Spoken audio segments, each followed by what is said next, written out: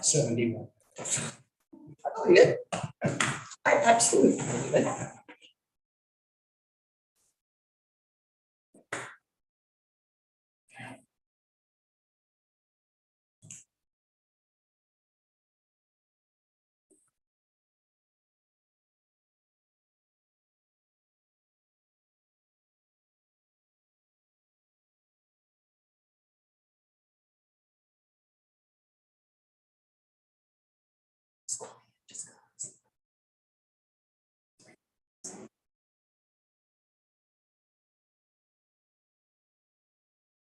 All right, it is 6:30 and I am calling this meeting to order. Let's stand for the pledge, please. I pledge Allegiance to the flag of the United States of America and to the republic for which it stands, one nation, under God, indivisible, with liberty and justice for all.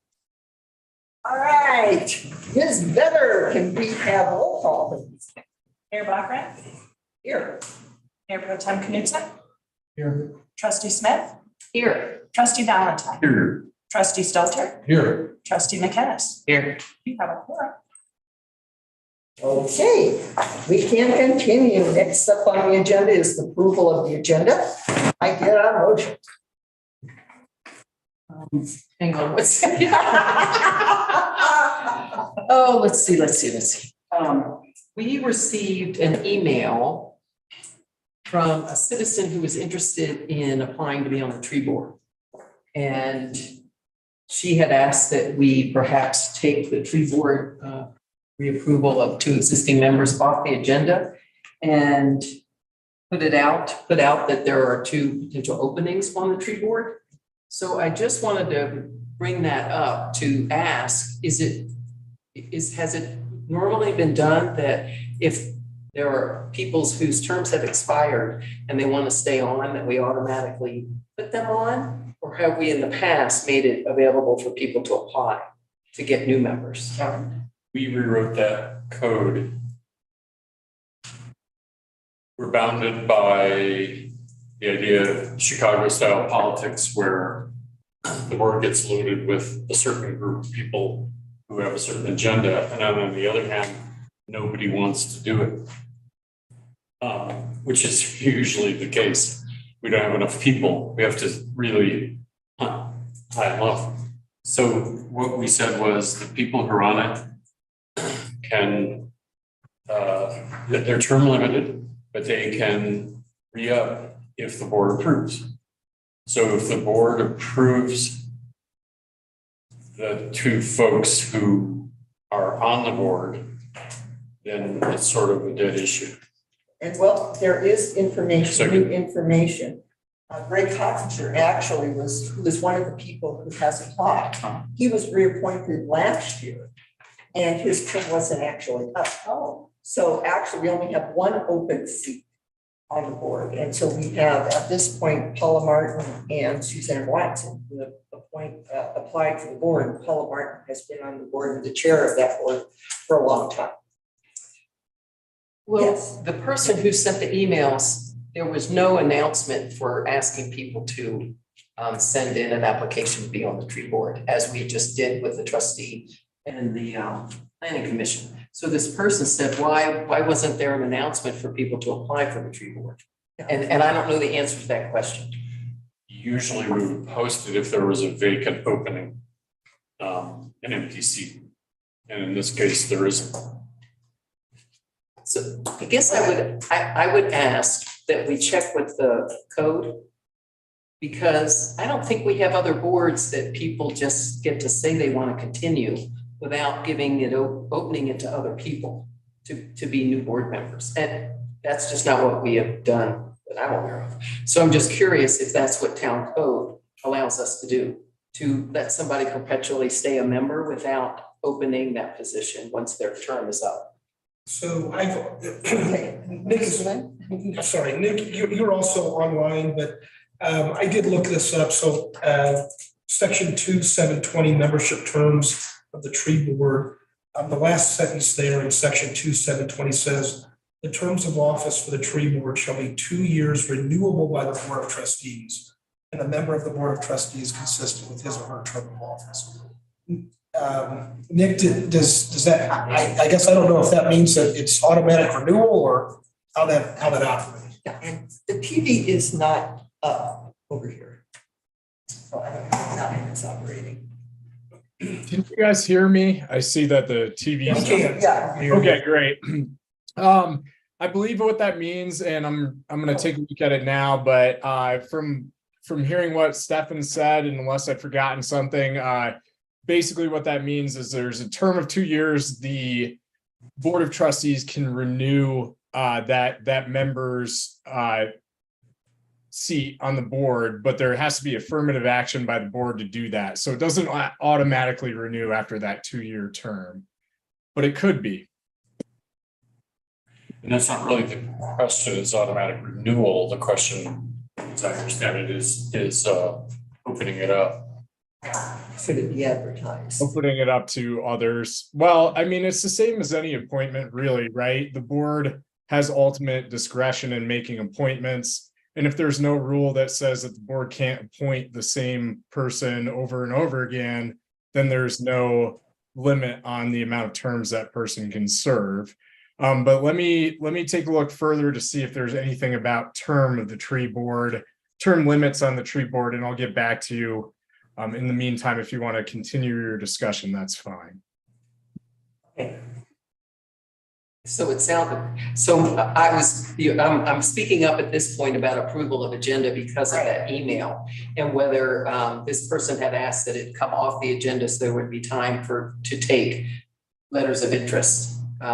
So at this point, it sounds like we should keep it on the agenda to allow Nick to weigh in. So I'm going to approve the agenda. Hey, do we have a second? Second. All in favor? Aye. Opposed? All right, that motion passes. All right, next up is announcements. So September is Suicide Prevention Awareness Month, and we do have a proclamation to that effect. And I am going to read that proclamation. Here we go. In recognition of the 2023 National Suicide Prevention Awareness Month, this proclamation recognizes suicide as a national and statewide public health problem and suicide prevention as a national and statewide responsibility, and designates September 2023 as Suicide Prevention Awareness Month in Peonia. This month overlaps World Suicide Prevention Day, September 10th, recognized internationally and supported by the World Health Organization. Whereas suicide is the 12th leading cause of death in the United States and the second leading cause of death among children and teens ages 10 to 14, and the third leading cause of death among people aged 15 to 24, as cited by the National Alliance on Mental Illness, or NAMI. Whereas in the United States, 48,183 people died by suicide in 2021, equivalent to one death every 11 minutes, as cited by the Centers for Disease Control and Prevention. Whereas suicide rates increased 37% between 2000 and 2018, decreased 5% between 2018 and 2020, and returned to their peak rate in 2021, as cited by the CDC. It is estimated that in 2021, 1.7 million adults attempted suicide, according to the CDC. Whereas in 2021, suicide was the 8th leading cause of death in Colorado, according to the CDC. Whereas in 2021, Colorado had the 6th highest suicide rate in the United States.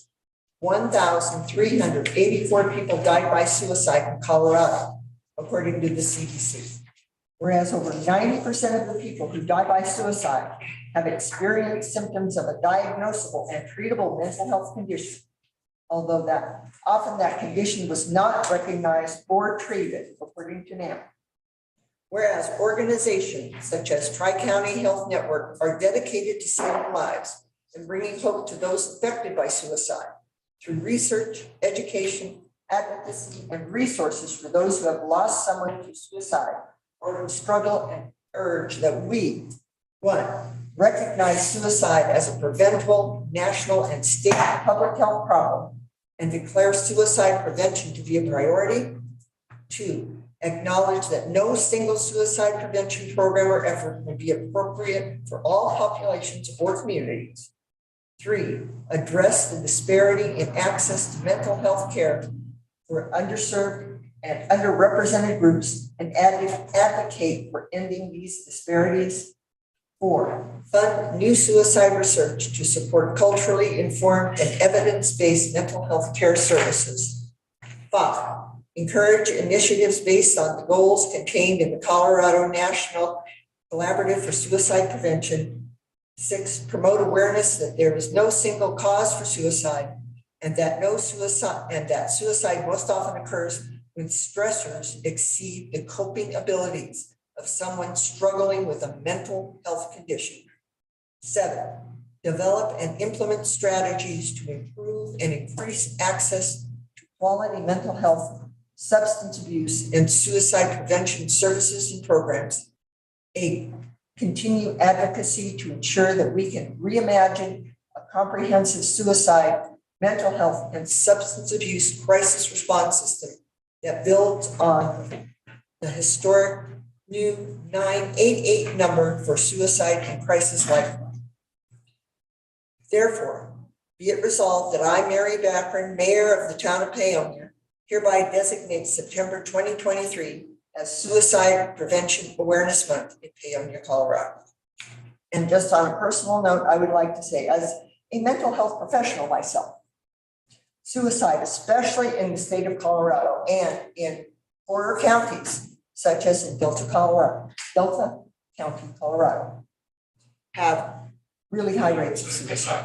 If you know someone who is struggling, who is quietly pulled off to themselves, who is saying things that they normally don't say, please reach out to them. Reach out to someone who can help them. And because they can go off and commit suicide and you won't know it until it's gone. So please reach out. And I'm sure Chief Laminger can echo what I have said about the rates of suicide, even in our dear little town of Paine. So please. Okay. Any other announcements after this cheery one? Okay, I'd like to announce that we are having a COVID outbreak in Delta County. It's not huge yet, but people are being hospitalized with COVID. It's time to think about it, washing hands, maybe social distancing again, and consider masks for yourself, especially if you have a cold or cold symptoms, which could be you have COVID. One of the things about COVID is nobody has not been exposed to COVID, had COVID, or has been vaccinated. Everybody has some immunity at this point. The CDC just announced that the new booster vaccine is approved. I don't know exactly what date it'll be out, but I highly recommend it for people. Long COVID is an epidemic. We have lots and lots of people with lung and heart damage. Also, there seems to be some sort of brain damage, the brain fog they talk about. COVID is serious. It's not just a cold or the flu. It's definitely something we want to pay attention to and try to avoid if possible. It's a newer type of disease, and we had no immunity to it in 2019 and 2020. And that's why we all got sick from it. So that's pretty much it. Just please be careful. Trustee Knutzen? Okay, on a lighter note, I just wanted to express my appreciation for the record of decision that was finally released on Jumbo Mountain by the BLM. Basically, now I'm speaking for myself, not for the board. I felt that their responsiveness to public comments, their patience with the thorough process, the hard work in seeking public input, and their transparency were big aspects of the plan. The thing that I'm really excited about is there's going to be wildlife closures that'll happen that support the deer, elk, and the eagles that live up in there. So I like that idea. There will be improvement of the trails going on, and there's openness to multiple uses, including e-bike. So those are some of the things that are highlights of the plan. You can just Google Jumbo Mountain Travel Management Plan. Look at the detail. It's a huge document, but it's really exciting that's finally on. Yep, I would like to add to that, there are trail crews that are gonna go out there and start improving the trails. And I think the first one is September 20th. So you can reach out to Tracy McCurdy. She is helping organize those. They can accommodate up to 75 volunteers. They only have about 35 at this point in time. So if you want to go out there and help make Jumbo better, talk to Tracy McCurdy. All right, any other announcements? I have one, and it is, have you all noticed the mural that's at the end of Town Hall that's part of the bank building? So I want to thank Christina Patterson for making that happen. She thought that that would be a great spot to have peonies. She called the bank, got their approval, got the artist set up, got some money donated, but we're gonna have to raise more money still. So don't be surprised if you hear about a fundraising effort going on. Thank you, Christina. Who's the artist? I don't remember his name. Seth Weber. Oh, okay, And it's through the Historical Society. okay. Beautifies ALM. Very cool. All right, thank you, Seth Webb, again. All right, any other announcements? Trustee McGinnis, trustee Valentine. I mean, if I knew we were all announcing things, I would have. Okay, next item on the agenda is public comment. Anyone can talk about anything that is not on the actions and presentations part of the agenda. 3-minute time limit. Anyone like to address the board? Yes, sir. Please state your name and address when you come up. And there's a little timer up here. When it hits yellow, I don't remember. 45 seconds. 45 seconds left. When it hits red, your time is up. All right. Good evening, my name is Jim Knoll. I live at 340 Laurie Drive, Grand Junction, Colorado. I'm down here, I am the project engineer for the bridge repair project. And so I thought I'd come down tonight to give you a little bit of a status of where we're at with the bridge. Monday, we went to one-way traffic. And we had a shoe fly, and that was the little emergency route that you did the very first of it. But it is one-way traffic and it is open to everybody. We still have a little bit of restrictions in for the 11-foot lanes, and but I saw a semi truck come through there today. The work is going well. The end date is November 17th on the contract.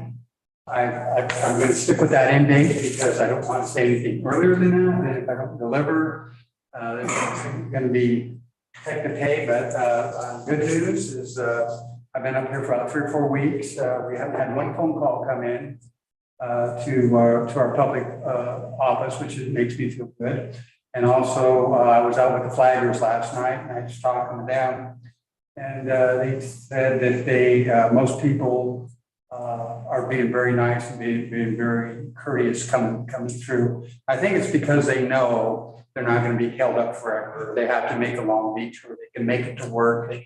They just have to pre-plan. On the big sign out there between here and the work spot, we do have a board that says expect 15-minute delays.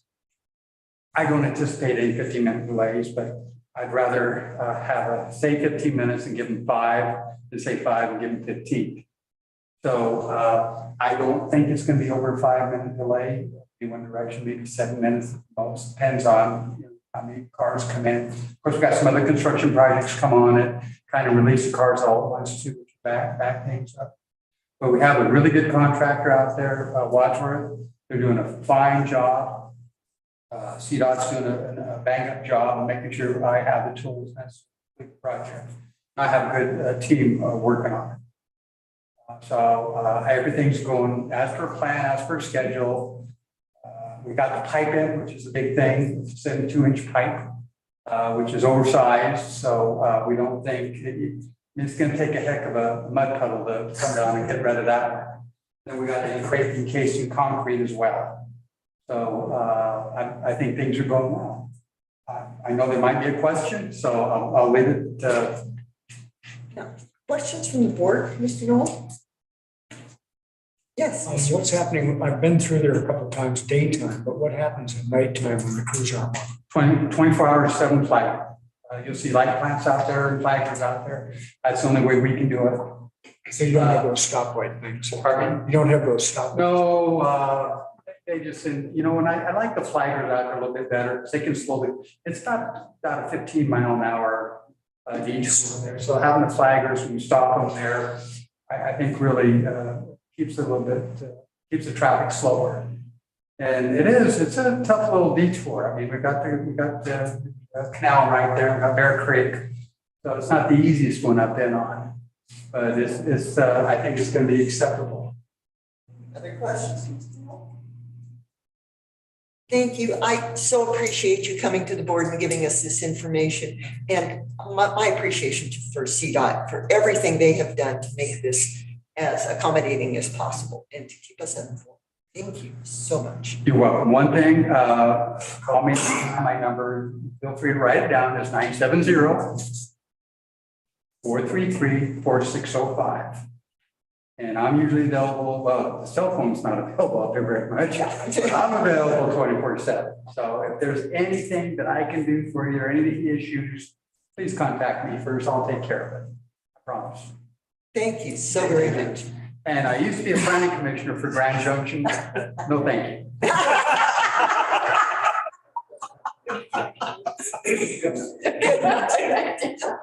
Okay, anyone else want to address the board? Yes, ma'am. Hello, I'm Crisis Simon. My address is 202 Main Street, Delta, Colorado. Thank you for the opportunity for me to join your meeting today. I am with Tri-County Health Network. Thank you for reading our proclamation. Talking about suicide is not only the first step in preventing it, but also the first step in doing it. The statistics that were included in our proclamation can shine a light on the suicide numbers in our counties. But the conversations that we have with our neighbors and the stories that we tell our coworkers and friends truly illuminate the impact of suicide on our communities. Local governments such as yourselves are in a unique position to help keep the light train, to help keep that light trained on our counties, our cities, our towns, both during the month of September and year round.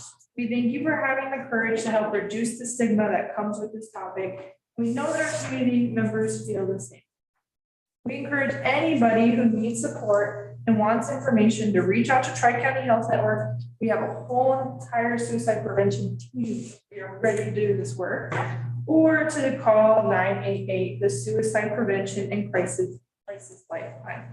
Thank you for your time and for reading the proclamation and proclaiming September as Suicide Prevention Awareness Month. Thank you. Thank you. Yeah.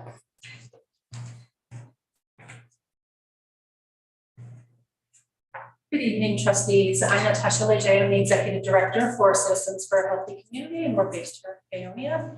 And I'm here tonight because I wanted to call your attention to a federal rulemaking that's taking place. The Bureau of Land Management is proposing an oil and gas leasing rule, and it's a good rule for the most part because it addresses some outdated fiscal reforms that needed to be addressed. However, there's a portion of the rule that could potentially threaten the North Fork Valley and the town of Paonia because it seeks to provide preference to lands with high developmental potential for leasing. And as you may know, the upper North Fork Valley is all high developmental potential. And so I'm here tonight to ask you to consider sending a comment letter. I recognize that the comment deadline is September 22nd. And so there may not be time between now and then and your next regularly scheduled meeting, but should you have a special meeting, this would be an opportunity to do that. And what we would request of you is to request an amendment to the rule so that there are guardrails or what I would call eligibility criteria included, because this is essentially a master leasing rule that would concentrate developments in the Upper North Fork. And it's good land use planning. As we know, cluster development is actually generally a good thing, but also good land use planning does also have some standards and criteria to clearly identify where development is not appropriate in a particular area. So we would ask in your letter that you acknowledge the good things that this role is doing, but also seek an amendment to ensure that development would not move forward, even though it's high developmental potential. I do have a little packet for you here. It includes a map, and it includes a fact sheet and also a draft letter, should you.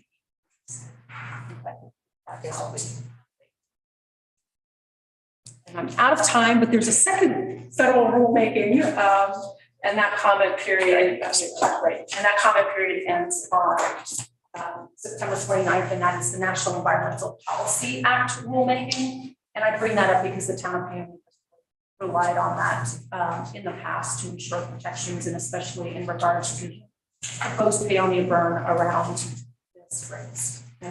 I'm happy to bring that to the trustees' attention at the next meeting. Yes, if you could please just submit an agenda request to be on the agenda. That would work. Happy to take any questions. I realize my time's up. Okay, any questions for Ms. Leger? Okay, all right, thank you very much.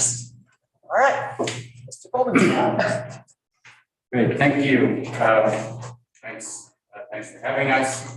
Pete Kolbenschlag, Colorado Farm and Food Alliance. Lauren Fedler, who also works with the Colorado Farm and Food Alliance. And I want to thank the council, thank the mayor for the proclamation. I think that's a very important topic, and for the announcements and for the CDOT update. I think that's all super helpful.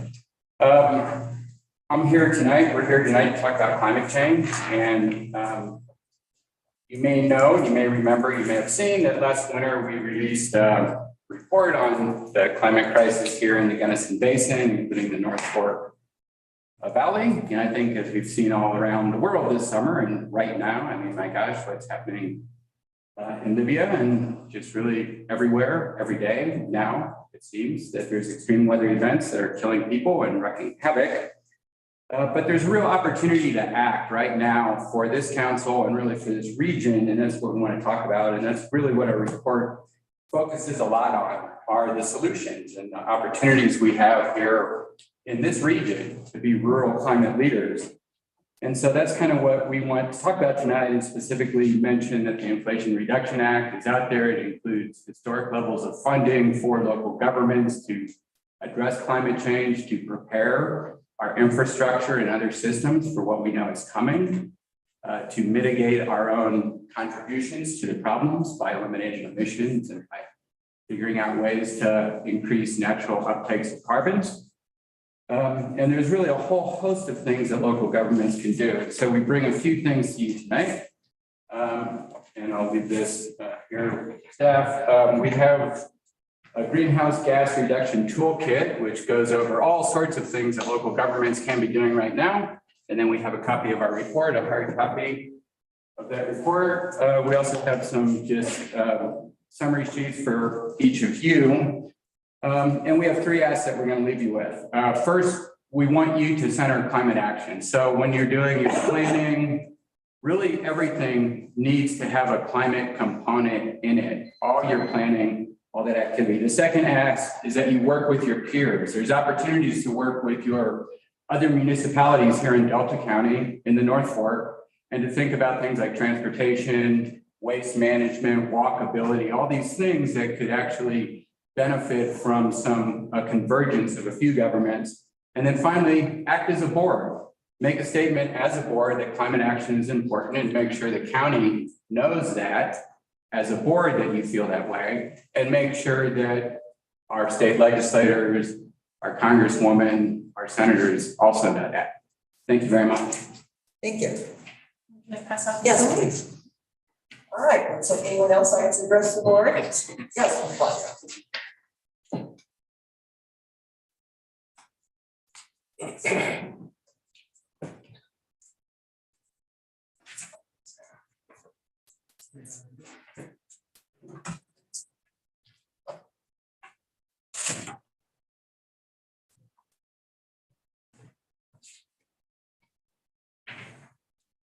I'm Suzanne Watson. I live on Second Street. So I'd like to kind of back up and talk about this discussion about the approval of the agenda and these appointments that you have on the agenda. I'm almost feeling a little bit embarrassed or uncomfortable that I actually put a letter of interest in.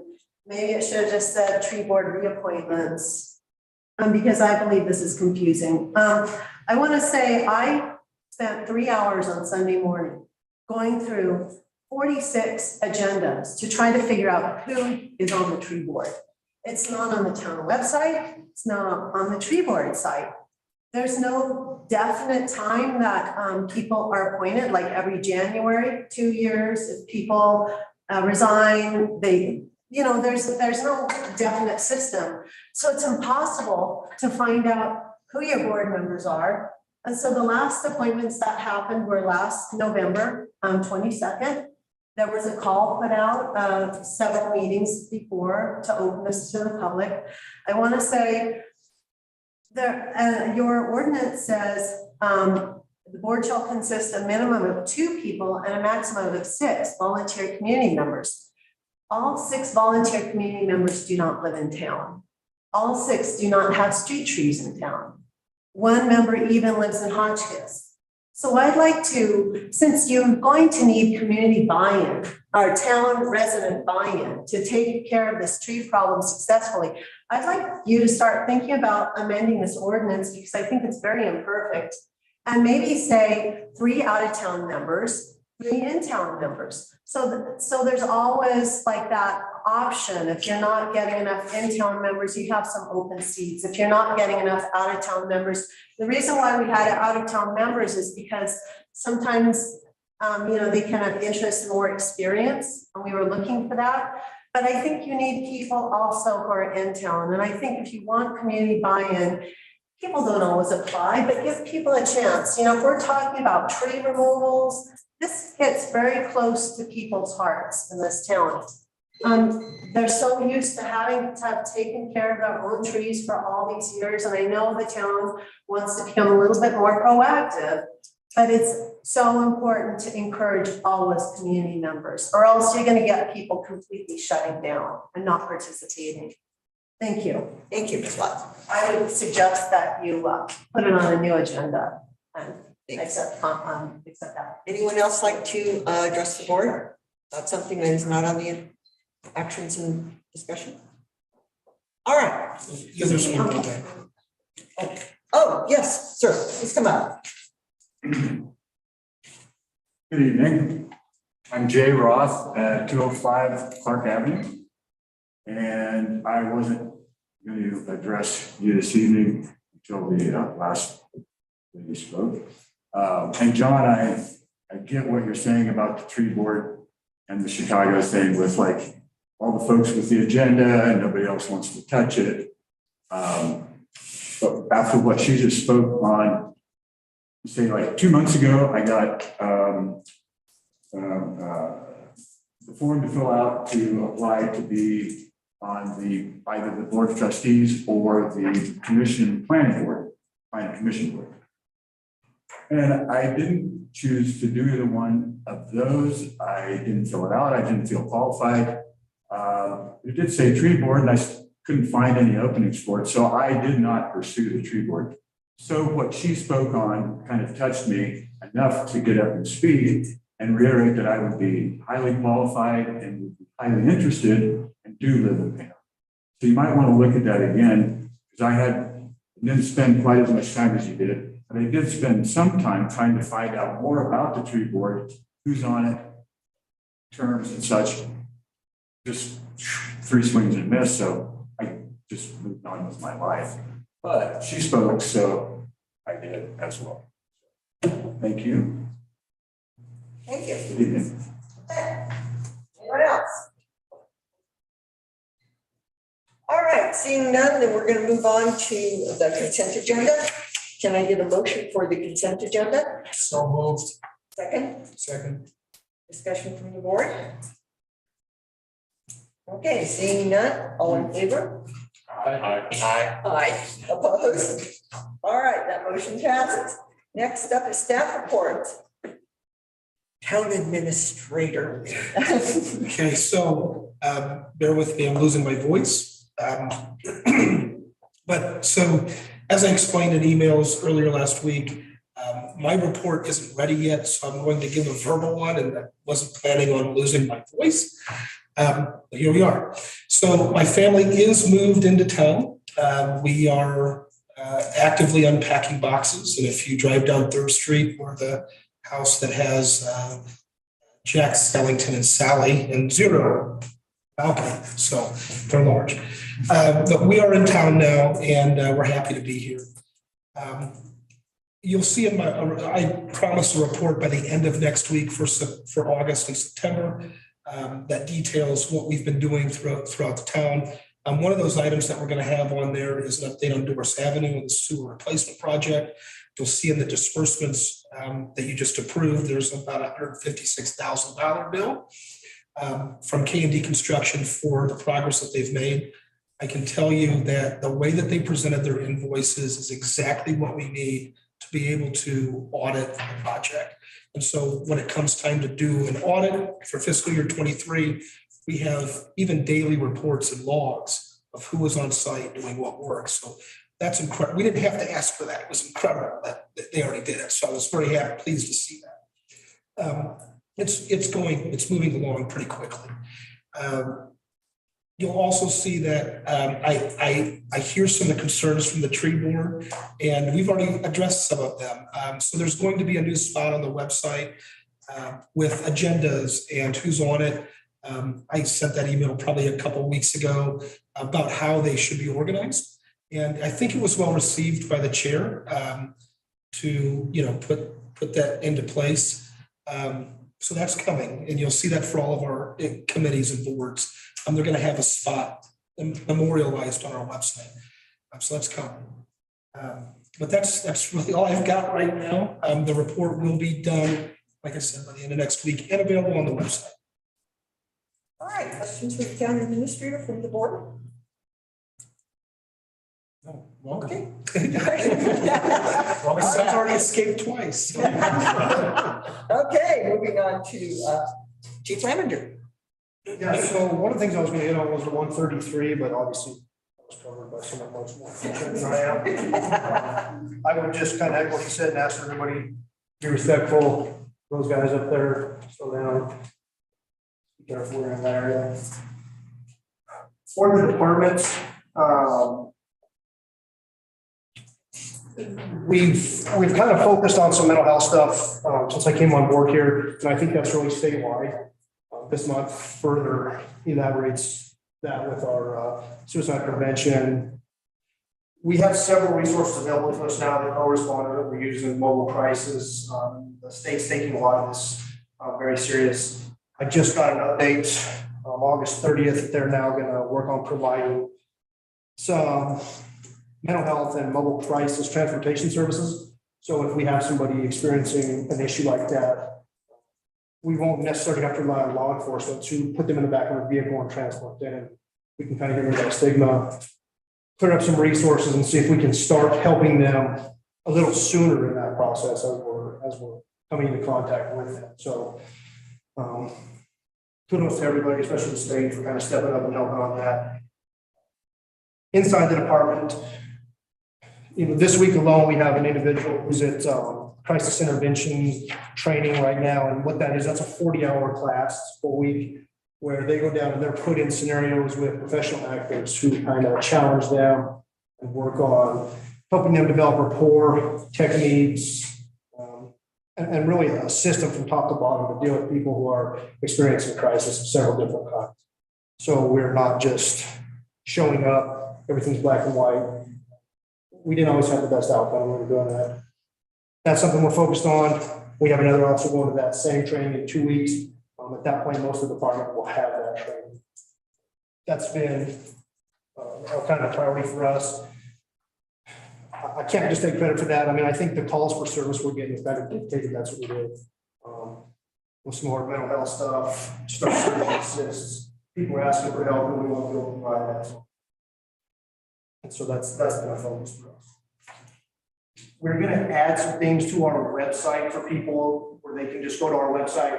There'll be a list of resources available through the state and some national resources available too.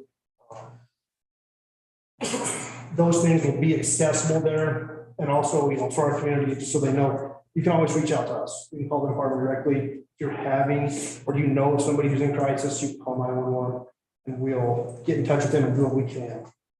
And the last thing I'll add is, I feel like I touch on this a lot, and I hope it doesn't get repetitive, but pay attention to the people around you, your neighbors, friends, family. There's something off, talk to them, ask them how they're doing. Just help them out. Make sure everybody seems like they're okay. They may tell you, hey, I'm gonna leave me alone, but make that effort anyway. We can help a lot of people just by being neighbors, being friendly, working together on that.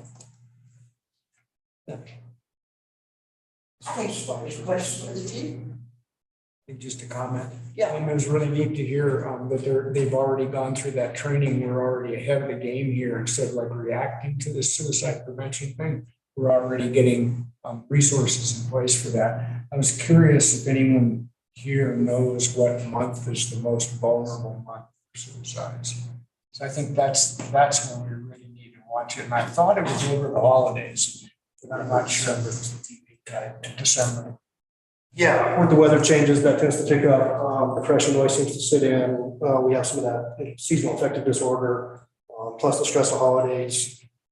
That same family who's probably trying to check in on you may also be involving you a great deal. So, we'd really like to just work on that all year. But here's the weather starting to change. Just look out for each other. Okay, thank you. And the other thing I was really glad to see that there's de-escalation training going. It's really good. Yeah, very much so. De-escalation is not just a buzzword. That is a very effective tool. That's something we're focused on. We're trying to implement that throughout, even with investigative techniques, the way we talk to people, all those things trying to work towards de-escalation, how we approach the situation, lights and sirens and running out of cars and all that stuff to tend to situation. So we're looking at all that as we progress. All right, next item on the agenda is Public Works Report. Oh, I'm sorry. Chief. I was curious on, August 8th, page 20 of the packet, there was an animal control citation written. And so I was just curious, and on yours, it's page 205 on your blotter. So I was curious with the animal control citation, did you run into a situation where you had an animal that had no place to go? I'll have to look into that one, but I don't, if I'm recalling correctly, that wasn't that situation. That may have been an animal larger dog off leash. Okay. It would have been an animal control citation, but could have been a warning or it could have been a summons in municipal code as well. Okay. Thank you. All right. Mr. Heiniger, are you available online or on? Yeah. Okay. Can you hear me? Try again.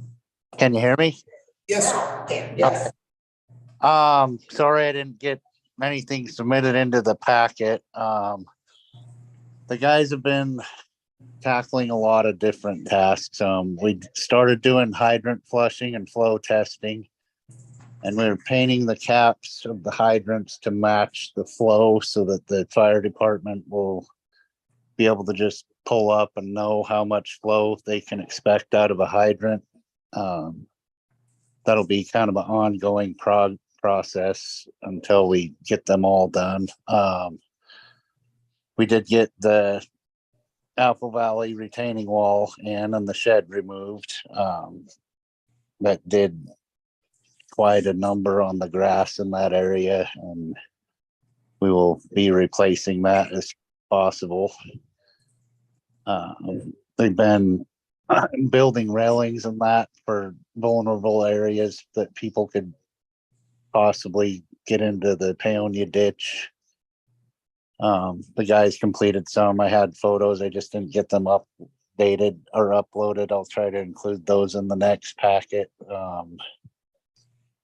And we also put in some temporary caps on the walls around the minor statue.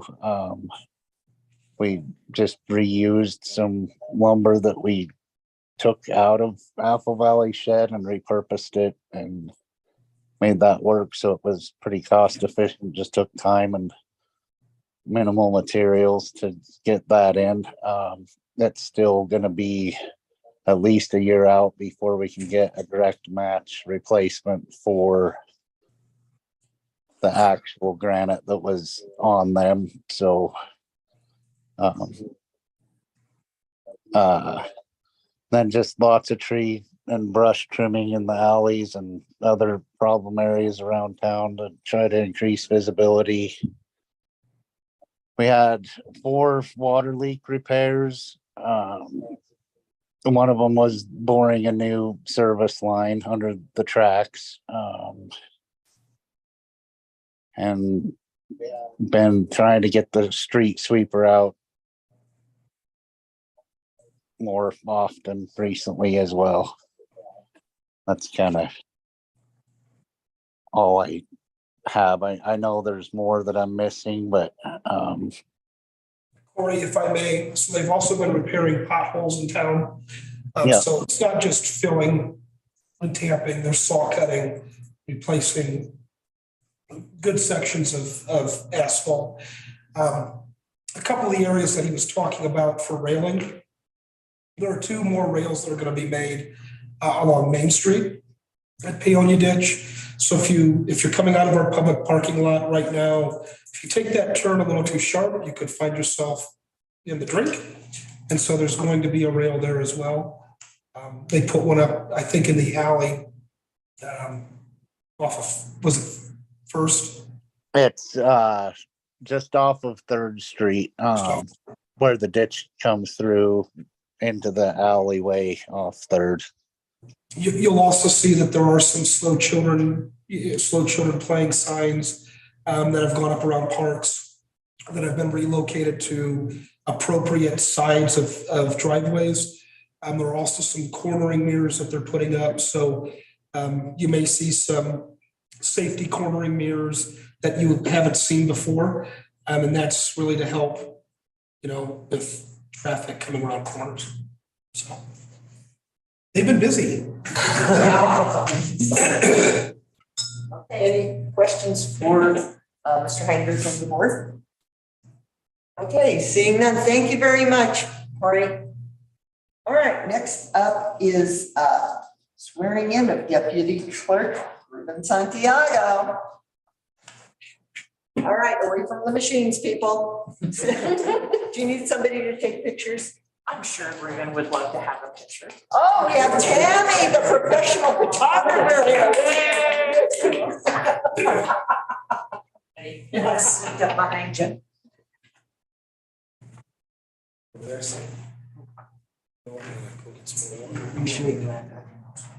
About more congratulations, thanks, no one says, yeah. I love my job, but there's days. You need us to have it away. Yeah, I mean. You guys are about us.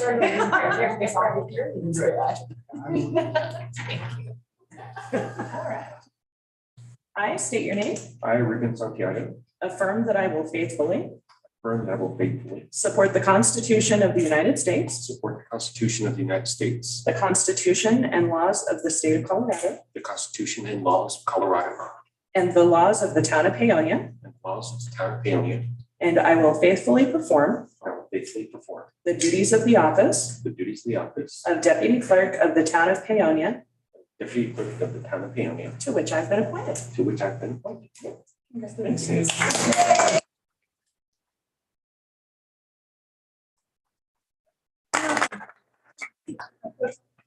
You don't have to worry about the face really for it. Yeah. You're happy. Well earned, Ruben, well earned. Thank you. All right, next up is board appointment to the vacant trustee seat. We only had one letter. I like choices. This choice in particular. So, Ms. Ford, would you like to come up and say a few words to the board? Sure thing. Do I have to type? We'll see. Let's get the board on. Yes. And hello, everybody. My name is Kathy Schwartz. It's nice to see you all again. I've been living in Peonia for about 17 years. And as you can see, what I wrote in my letter is I'm just, well, first of all, I should say I'm thrilled with the direction that the town is heading. Very happy that you were here. And it just seems like Mary has been trying for a long time to recruit me to the board. And it just seems like now is the right time to do it. And it would be an honor to be of service and to work with you all in this capacity. What I've outlined in the letter, but basically I ran Solar Energy International for about 10 years. Currently, I just finished up as interim executive director at Western Slope Conservation Center. I have a small catering company on the side. And I'm experienced with federal grants, financial oversight, and actually love meetings. And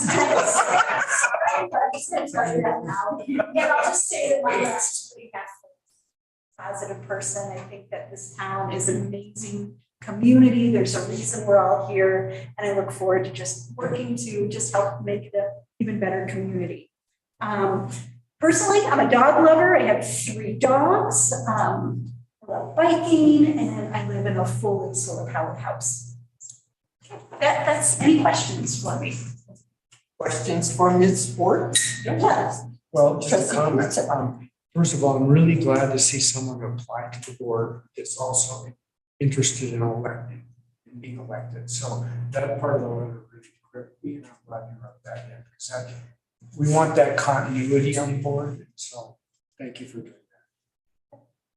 Anything else from trustee? No, just thank you. All right, well then, can we get a motion? I'd like to move that we appoint Kathy Schwartz to the board of trustees. Second? Second. All in favor? Aye. Opposed? All right, Ms. Ford, you are on the board. We have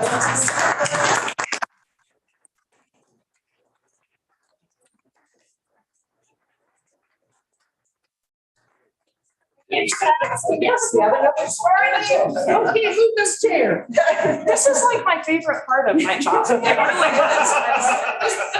So you're not taking it away from me. I state your name. I, Kathy Schwartz, Affirm that I will faithfully support affirm that I will faithfully support the Constitution of the United States, the Constitution of the United States, the Constitution and laws of the state of Colorado, the Constitution and laws of the state of Colorado, and the laws of the town of Paonia, and the laws of the town of Peonia, and I will faithfully perform the duties and I will faithfully perform the duties of the office of the office of trustee of trustee of the town of Paonia to which I have been appointed. of the town of Peonia to which I've been appointed. Congratulations.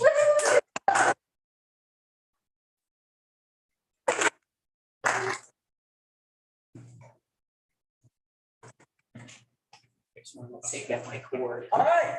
So if I can make a comment about the composition of the board.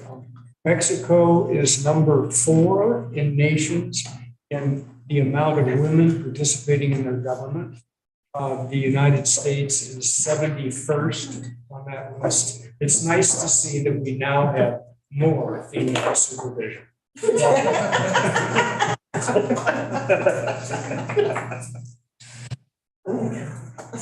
All right, next on the agenda is appointment to the planning commission. Well, unfortunately, the one letter we had has been withdrawn, so we have no one still in the planning commission, so. It's sad. It's sad, and still, if you know of anyone, if anyone is interested, please, we need someone on the planning commission. We really, really do. We are operating on a very small planning commission right now, and we are looking at the master plan, and the planning commission is the one body that really is the one that's in charge of the master plan. So we need another planning commissioner, we really do. So if you know anyone, if you want to recruit people, please. Okay, so we're going to move on then. So we're back to the tree board and the appointment to the tree board. So Nick, were you able to find out anything in the interviewing time? I was, Mayor, thank you. There are no term limits placed on the tree board, except for the member that also serves on the Board of Trustees. So the ex officio member whose term is term on the board. So in order to impose term limits, you'd have to pass an ordinance to do that. Thank you. Okay, thank you. All right. Yes, trustee McGinnis. I have a question about kind of pushing the appointee to the tree board to the next agenda. And my question is there a meeting of the tree board between this meeting and the next meeting? Yes. So, okay, so if we push it, it will affect the kind of constellation of that board. Okay. And do you know when the next open seat is available? On the next open seat, Yeah, when will the next seat be open? when somebody resigns or bails out or moves. Yeah, there are terms. Oh, I'm sorry. Okay, I see what you mean. No, I don't. I'd have to take a look at that. Ms. Martin? So you might just maybe that list, I think it's pure classes, like myself and Greg. I think. Oh, wait, we have Oh, sorry. November 24th. So these are term ends, November 24th. So we have 3 open seats at the end of November and January. Actually, there's an open seat in January of 2024. So that will be the next seat. So in what, 3 months, 4 months, there will be another open seat. And so we will make sure that we advertise it.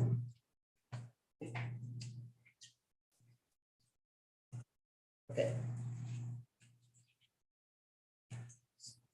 So what does the board want to do? Yes. So I'm still a little troubled that we didn't give other people the opportunity and simply assume that we would want to just renew the people on there. And did Nick say that we have that ability to simply say renew? So we are preemptively saying, before we even get to a meeting, that nobody needs to apply. By the way we just did it, it feels like to me, because we did not put any announcement out. We have 2 people whose terms are up, but we did not offer anybody from the public to apply. So we preemptively made our decision through this administrative inaction. No, the code says if the board approves somebody going for another term, then they can be they reappointed. can be reappointed. But we also had another person apply. So we currently have 2 people apply to The tone of the conversation is as if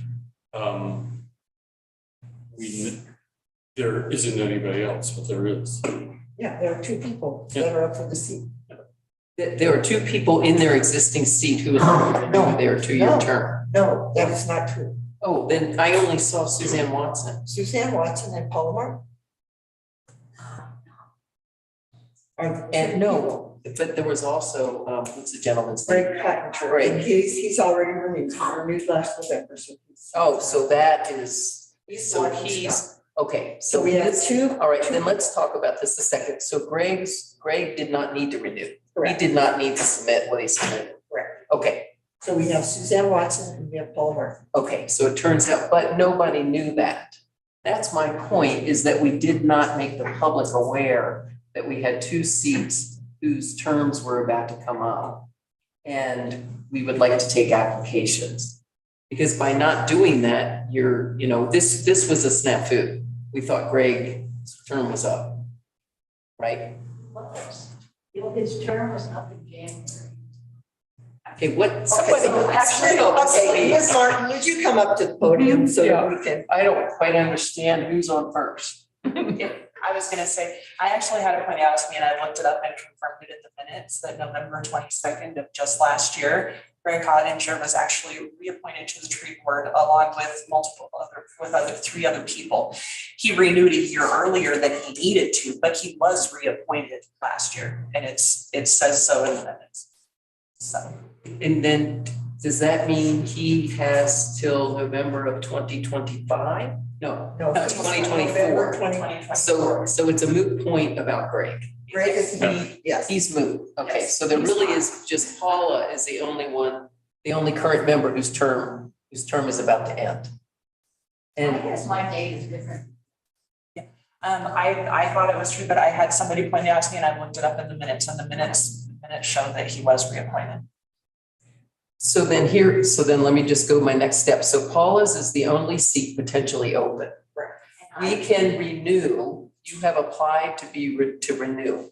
However, we did not give anyone else a formal opportunity to put their name in to be added to the tree board in lieu of Paula. However, that's not how the ordinance was drawn up.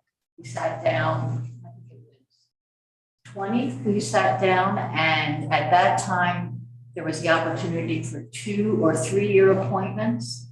The presidency at that time was 3 years, so I was president at that time.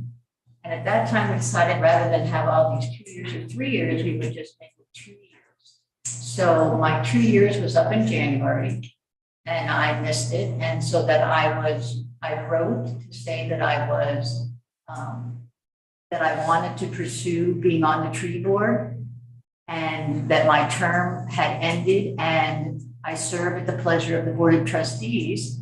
And so if those are approved, then I state whoever applies from the tree board stays on the tree board. And then if there is an opening, then it is publicized. That's how the ordinance, I believe, is written. Member of the board shall serve without conflict. There will be a chair and secretary. Terms of office for the tree board shall be 2 years, renewable by the board of trustees. But to me, and I don't remember what Nick said. Nick, you may have to jump in here. Does that mean that no one else is given an opportunity to, if Paula is interested in renewing? Excuse me? You're interested in renewing your term, even though we're off schedule. Yes. So your term, your 2-year term, we should have been done in January of 23. We should have made that formal. Okay, but we didn't. So you're now what, I don't know, 9 months, 8 months into your second term, and you weren't formally, your term was not renewed by the trustees in January of 23. Correct. Okay. And so we've just gone on with Paula being in. So here's my point. If it seems to me that you need to make it clear to the public that we have tree board members whose terms are coming to an end. Those people can reapply to stay on, but it doesn't say here that we can't ask for other people to apply, because we have a system that's going cross purposes by not letting everyone know what's going on the tree board in terms of the members. And so if somebody decides at our meeting tonight they don't want to renew, we have not facilitated any other people in the community applying for the tree board. It seems to me we should do it the same way we do every other citizen board.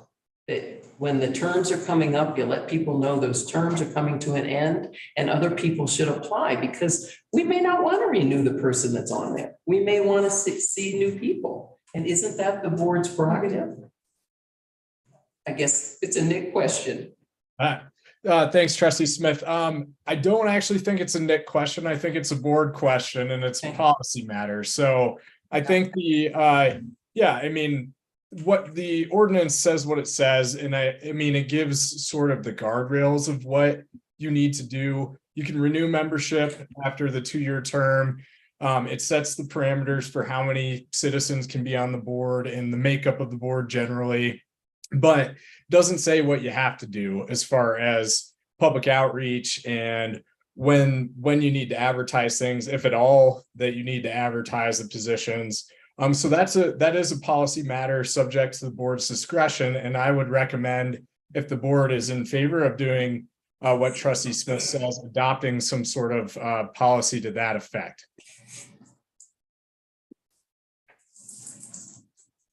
So our decision tonight then should be, do we want, yeah, go Can ahead. I make a recommendation? Yes, please. Since the member of this board has already continued on the board kind of past their term, I guess, can we ask that member to continue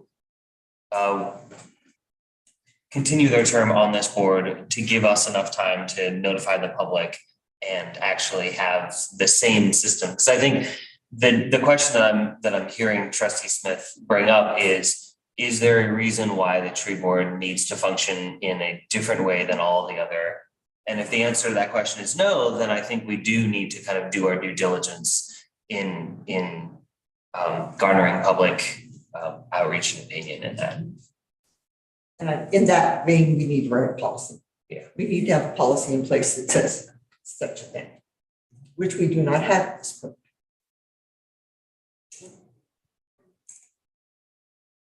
Yeah, but can we as the board elect to do that even though we don't have a policy in place in this instance? Or do we need a policy before we do that? No, what we can do, like you suggested, we can ask Paula to serve while we create a policy that then says, we do have another opening coming up in January.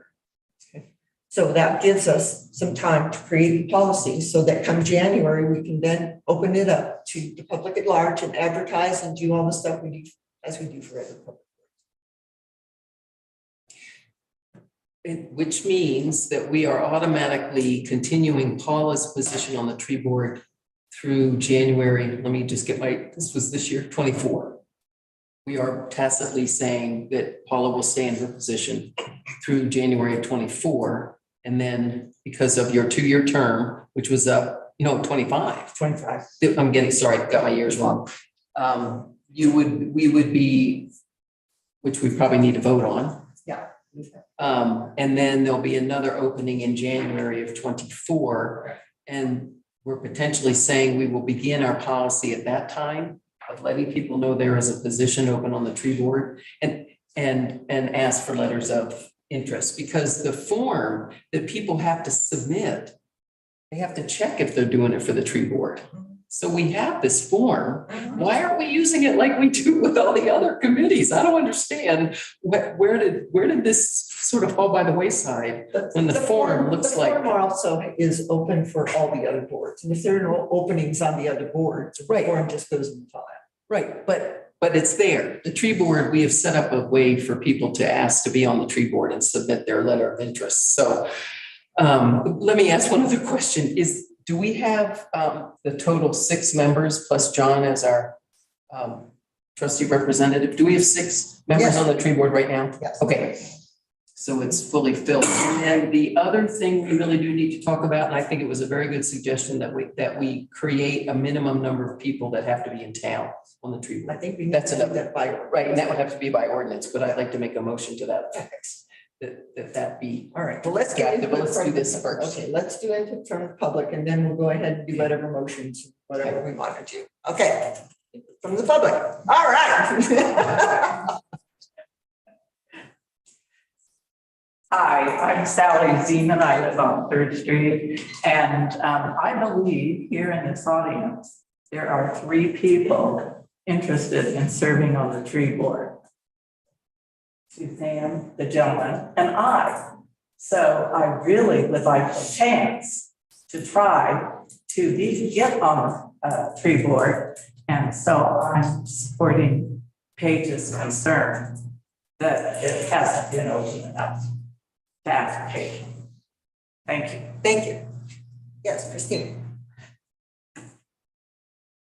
There's a 4th one. I would like to be on the tree board too, but I would like to see people in town have that position more than me, who is 5 feet out of town. So also, I tried to find out who was on the tree board. I cannot find it on the website. And just listing, their terms, that would be so nice to see.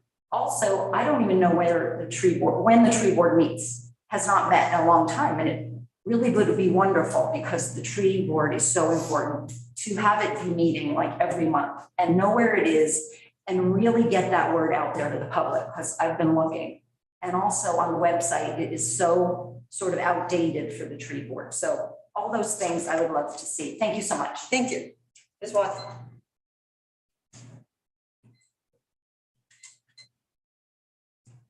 Hot mess, isn't it? Time for some new blood. No, I think that, I mean, I don't see if you're, okay, if you do a reappointment tonight, that means 2 more years that town citizens have to wait to get on the tree board. You have one appointment coming up in January. I think it must be Mark Newland. He lives in German Creek. He's out of town, but he's a highly qualified person because he was a forester for Longmont or something like that. So what chance do in-town people have of getting on this tree board if there's such a lockhole on it? You know, I have mature trees. I don't know if you, I applied at the last minute on Friday because I saw the agenda item. I didn't realize that this opening was coming up. I've been talking about it for some time. If you remember, I've talked to you about the climate, our local climate, and the importance of the microclimate and the mature of the trees we have and how we have to maintain things. I think it's really important as a town to start going in that direction. So I've had this intention for quite some time. I just didn't realize that there is this like arbitrary thing going on here with these reappointments. I think you need to be very consistent. What do I want to say? Yeah, so I really think if you want public buy-in with the big things that we're going to be needing to do to bring these trees into order, you've got to get town citizens on there. If you want to have a new policy, why not change the ordinance? This ordinance was changed in 2020 and it's not that great. You know, maybe you can write 3 in-town people, and as of that ordinance passing, terms expire. I mean, I don't know how you're going to do it, but I just don't feel represented by 6 out-of-town people. One of them is in Hotchkiss, and if you look at the application, you'll notice that Paula actually checked the planning commission. I know she wrote the tree board down, but her check mark is in front of the planning commission on her application in this packet. So, and if you look at the one last year from the guy from Hotchkiss, he didn't even write a letter of intention. It was just like, this is my intent to be on the board, and he didn't check anything. So there's some pretty sloppy work. I do also want to point out that there's a tree board website, and the trees that are recommended for street plantings are contrary to what our ordinance says, and some are actually prohibited. And then they're prohibiting trees that we allow. So there hasn't been a lot of great work being done over the last 5 years. And I really think my attention to detail and my passion could really help move things forward and make a difference. Thank you. Thank you. Anyone else? Yeah. Sherry Patterson, Rio Grande. What prevents you as a board right now to just appoint one of these 3 people that are present and willing and qualified and ready to just take over the term until January, and then you'll have everything, all your ducks in a row finally, and we'll be able to do a full townwide call for applicants. You can do that tonight. They're here. How many applicants do you think you will get in January? You have 3 that are ready to jump in right now. And you want to put it off till January when it's a critical committee. That's all I gotta say. You can do it right now. Anyone else? Okay. Paige, our trustee Smith. Okay, so I'd like to make a motion that I'd like to make a motion that we advertise that there is an opening on the tree board and ask for people to submit their applications by first meeting in October. Our first trustee meeting in October. Okay, we have a second on that? Okay, hearing none, that motion dies for lack of a second. Can I fly behind for a minute? Trustee Knudsen. One thing we're not hearing is from current members of the tree board and what their rationale was in the last ordinance, the maiden ordinance change. So that's the voice that's missing in the room for me right now. And we were remiss in not reappointing a person who has been on the tree board. She has been very dedicated on the tree board for a long time. This gives us time, if we just make that appointment, to figure out what should the composition be, how many people should be on it, should we have 9, should we have 10, and open it up. But you know, in tonight's thing, I think we do a huge disservice to a person who has served that tree board well.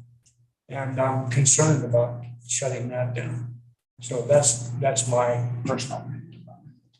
Sure. The thing you brought up is an omission. There's no doubt about it, and we just didn't think of it.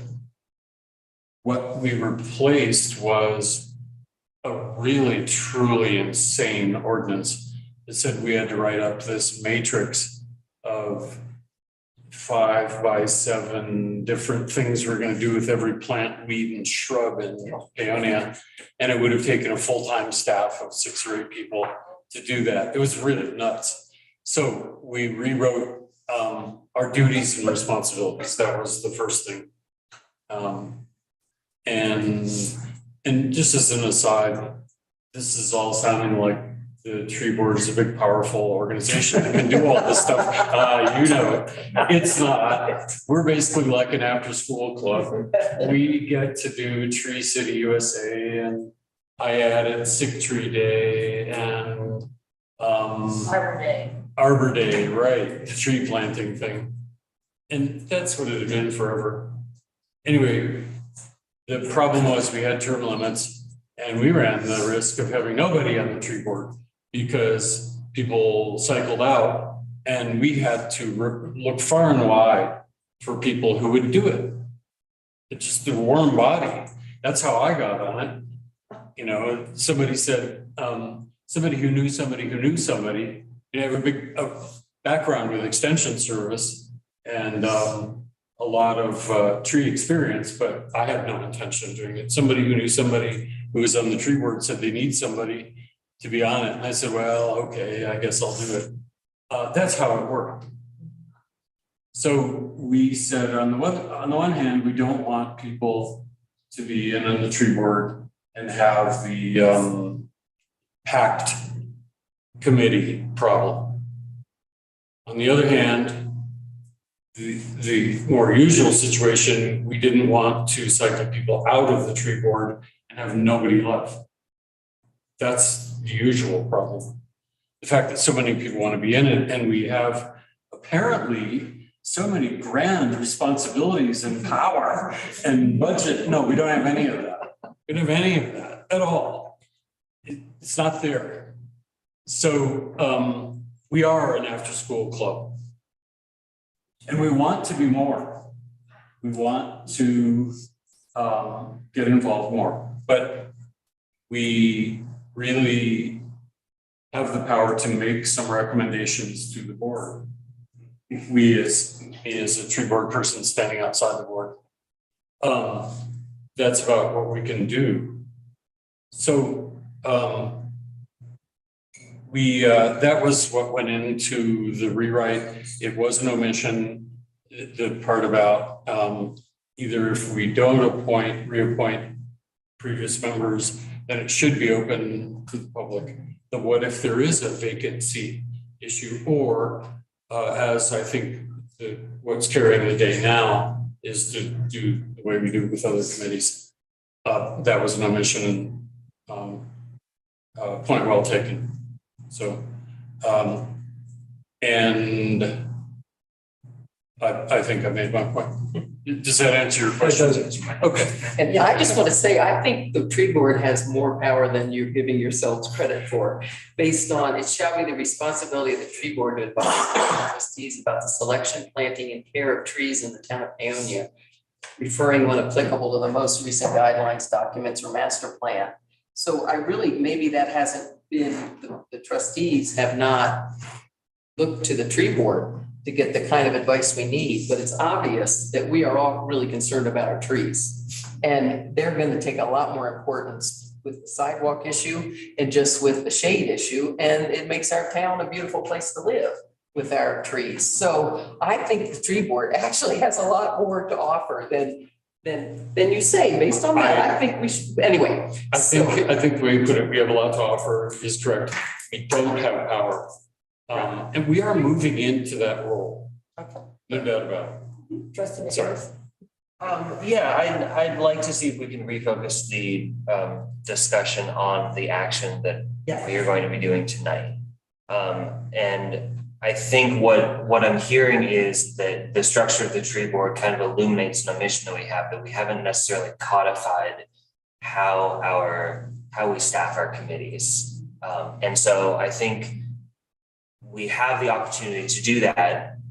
I might recommend that we make a reappointment tonight just to kind of keep things even keel until we have it codified across the board. So one committee isn't structured differently or appointed or reappointed differently than another. But yeah. So might I suggest that therefore we first do a motion to reappoint Paul Martin as tree board member, and then we make another motion to set a policy for how we replace members. Oh, wait. Okay, the town administrator is making a face. I'm going to stop my second. So Mayor, if I can, earlier this year, you guys did pass a resolution for rules of committees and how those committees should operate. And the thing that's missing in here is how it doesn't enumerate the tree board. So it talks about personnel committee, streets committee, public safety committee, parks committee, finance committee, and water sewer trash committee. But it doesn't put in. If I might, those are strictly committees of the trustees. Tree board is codified, so that does not apply. This was for us. Where I'm going with this is for continuity, right? The tree board is only advisory in nature, just like these committees are advisory in nature. By the duties that they are advisory. So from what I'm reading in the tree board, it says duties. Sorry. It shall be the responsibility of the tree board to advise the board of trustees about the selection, planting, and care of trees in the town of Paonia, referring when applicable to the most recent guidelines document master plan. So it says the tree board shall support and promote healthy horticultural practices in all climates and education, celebrating Martin Day every year by maintaining a website, which I did find. It hasn't been updated in a while, I found, and through other community events. The tree board shall prepare in a timely fashion the Tree City USA application and information required to maintain the town of Paonia status as a Tree City USA community as approved by the National Arbor Day Foundation. The tree board, when requested by the town administrator, shall consider, investigate, make findings, report, and recommend upon any special matter of question coming within the scope of its working expertise. So based on those duties, I would assume that they are advisory in nature, and perhaps the resolution that was passed earlier this year we might change some things within the existing code for the tree board to kind of mirror what our other committees are doing. It's continuity. I don't see in here some of the normal duties of like plan commission where you keep an agenda and you keep minutes, but I would recommend that be done for all of our committees and all of our boards, is that there be agendas and minutes that are kept and then put on the website. I think that would make more transparent. It helps with record keeping. It'll certainly help the tree board with enumerating a document that needs to be turned into the Arbor Day Foundation. I think we have to talk in an updated spreadsheet, talk about the trees that have been removed, the trees that have been maintained, or the trees that have been planted. That's a requirement of being a part of this program. So I think this might help if we have agendas and minutes moving forward. I didn't mean to argue. Tim? Actually, Corey messaged me, he doesn't have a raise hand function.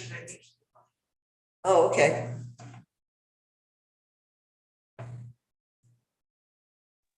Hey, I just wanted to let you guys know that the tree board as a whole has been amazing to work with. Paula included. I reach out to them all the time if I'm not sure what shape a tree is in, and they're always fast to respond and a huge amount of help. So I appreciate all of them.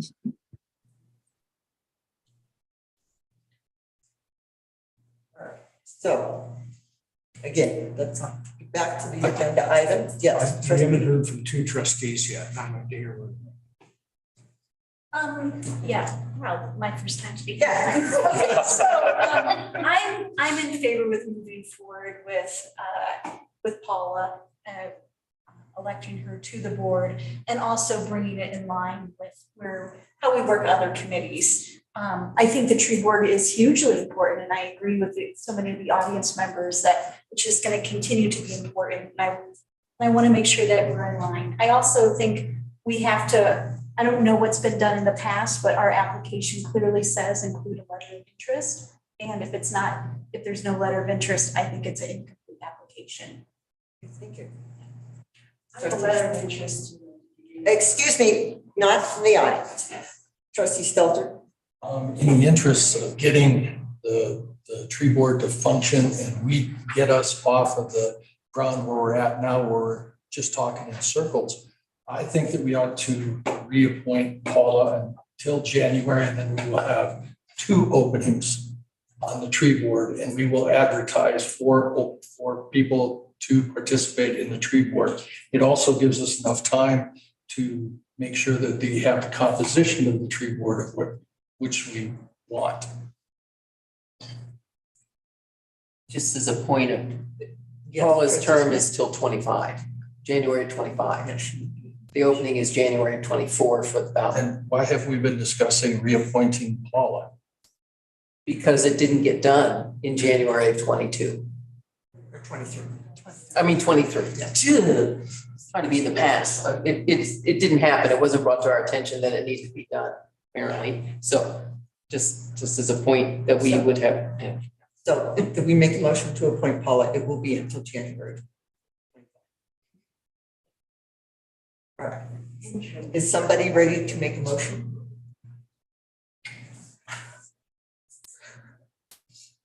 Sure. I'll make a motion to appoint Paula on an interim basis until January, in which case we will have our policy in order. We will have the rules in order, and then we can continue on. Can we make a motion just to appoint her until January 24? I'll make that motion just a second. Okay. Do we have a second? Second. All in favor? All right. Discussion, this is until 2024, correct? Okay. Okay. All in favor? Aye. Opposed? Nay. All right, that motion passes. I would like to make one last comment before we move on to the next agenda item. I would like to dispute what was said that the tree board has done nothing in the past 5 years. Actually, the tree board has done a lot of really good things in the last 5 years. And though it may not be blazingly brilliant and they have not tooted their own horn, they have done many great things for this town in the past 5 years, far more than were done in the previous 5 years. So appreciations to the tree board. As Corey said, they are incredibly helpful and they are a great group of people who have worked very hard. And Sick Tree Day is only one example of some of the wonderful things there. All right. I'd like to make a comment that we are now exceeding our limits. Stefan was, we have not been in a meeting that's in excess of 2 hours. We're running close to that. I'd like to make a motion for a 5-minute recess. Thank you. All right, do we have a second? Yes, second. All in favor? Aye. But could we come back to this? For us to. All right, 5-minute break, people. 8:03. Oh, you are? You want to do it? You do it.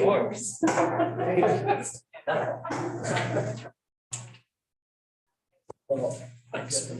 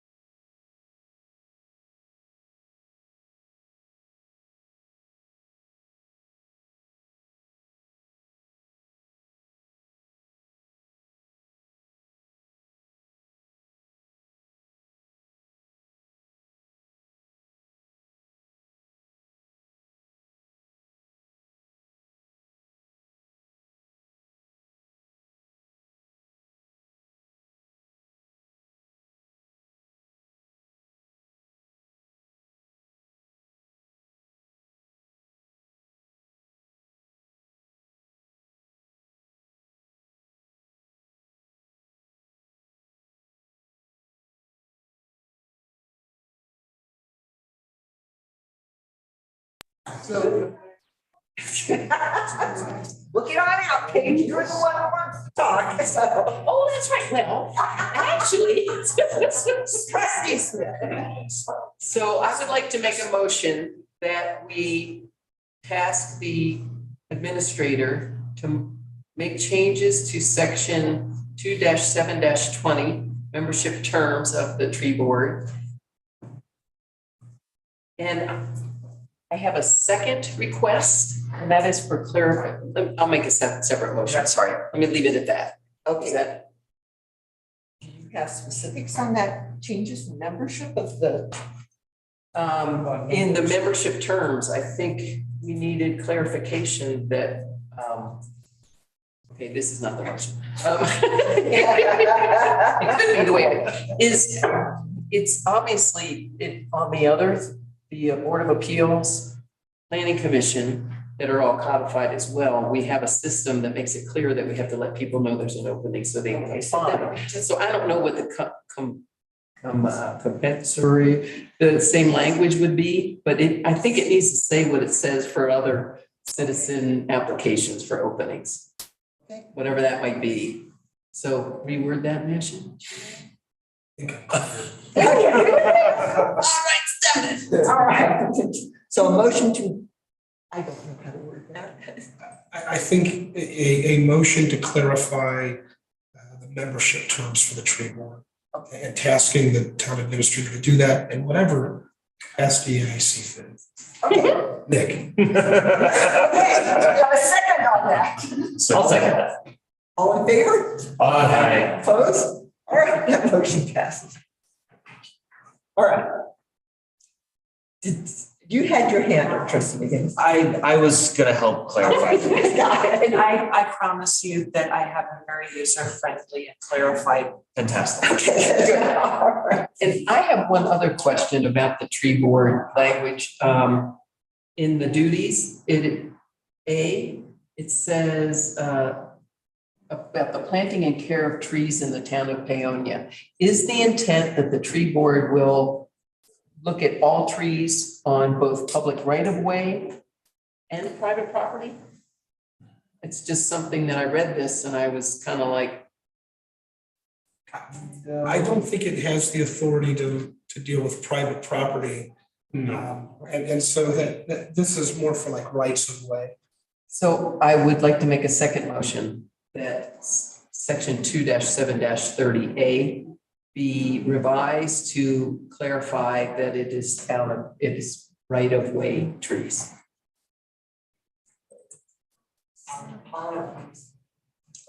Okay.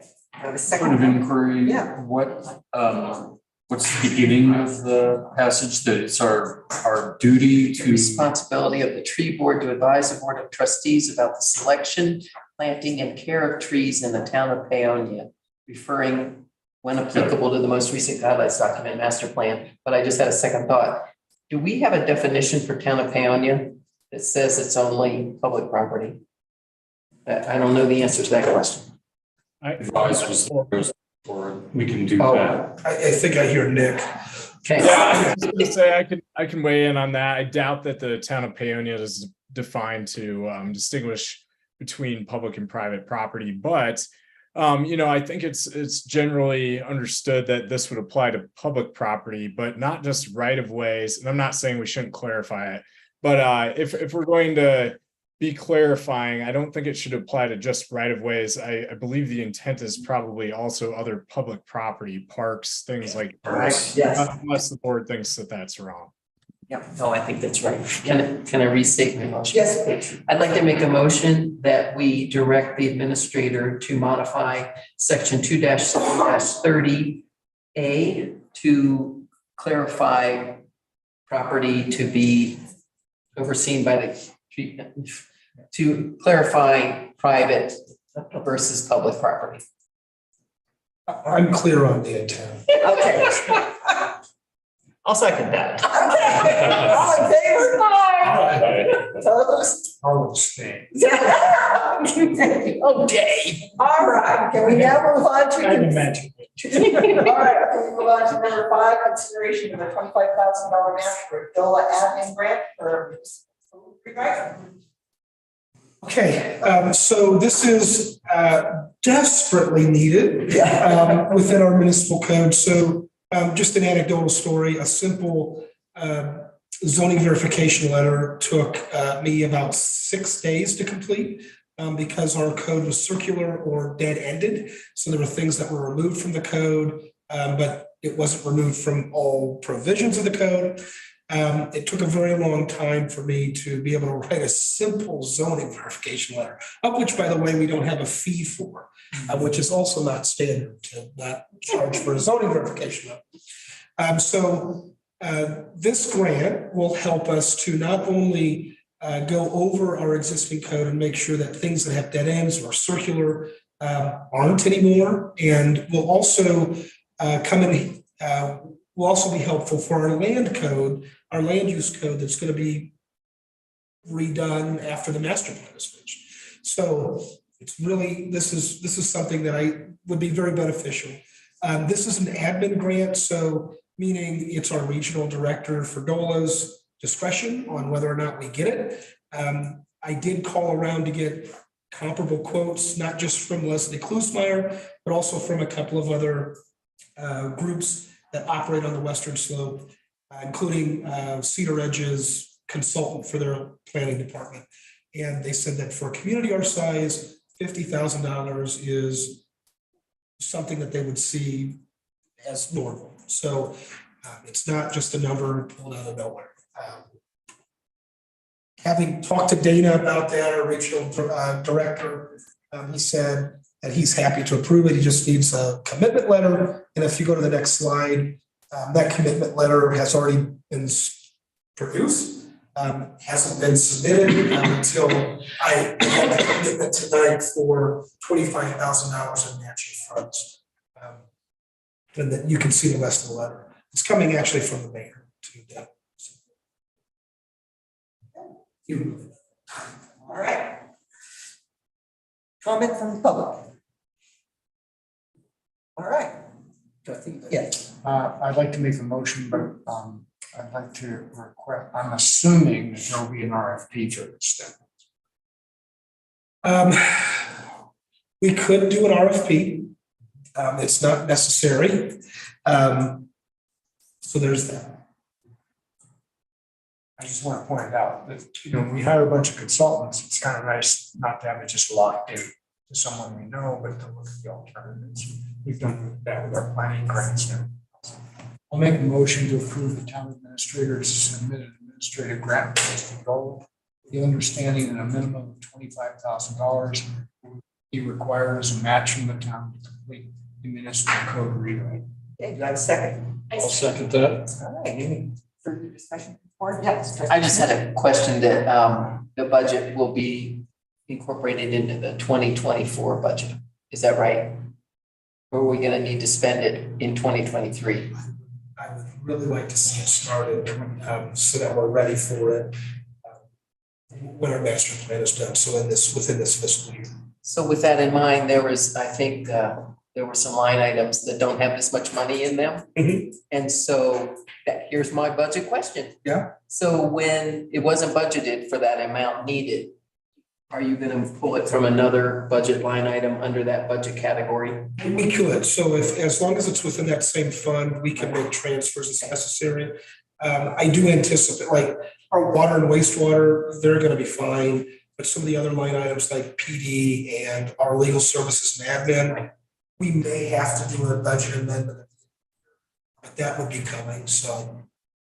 So if I could ask a follow-up question to that, just pulling money from one line item to fill another line item within that budget category does not constitute the need for a budget amendment. We can do transfers within the general fund all day long. It's when you kind of cross out of that or you're overexpending, that you have to do a budget amendment. Nick, you can correct me if I'm wrong, but that's my general understanding of how municipal finance works. That was perfectly accurate, that statement, Seppen. Thank you.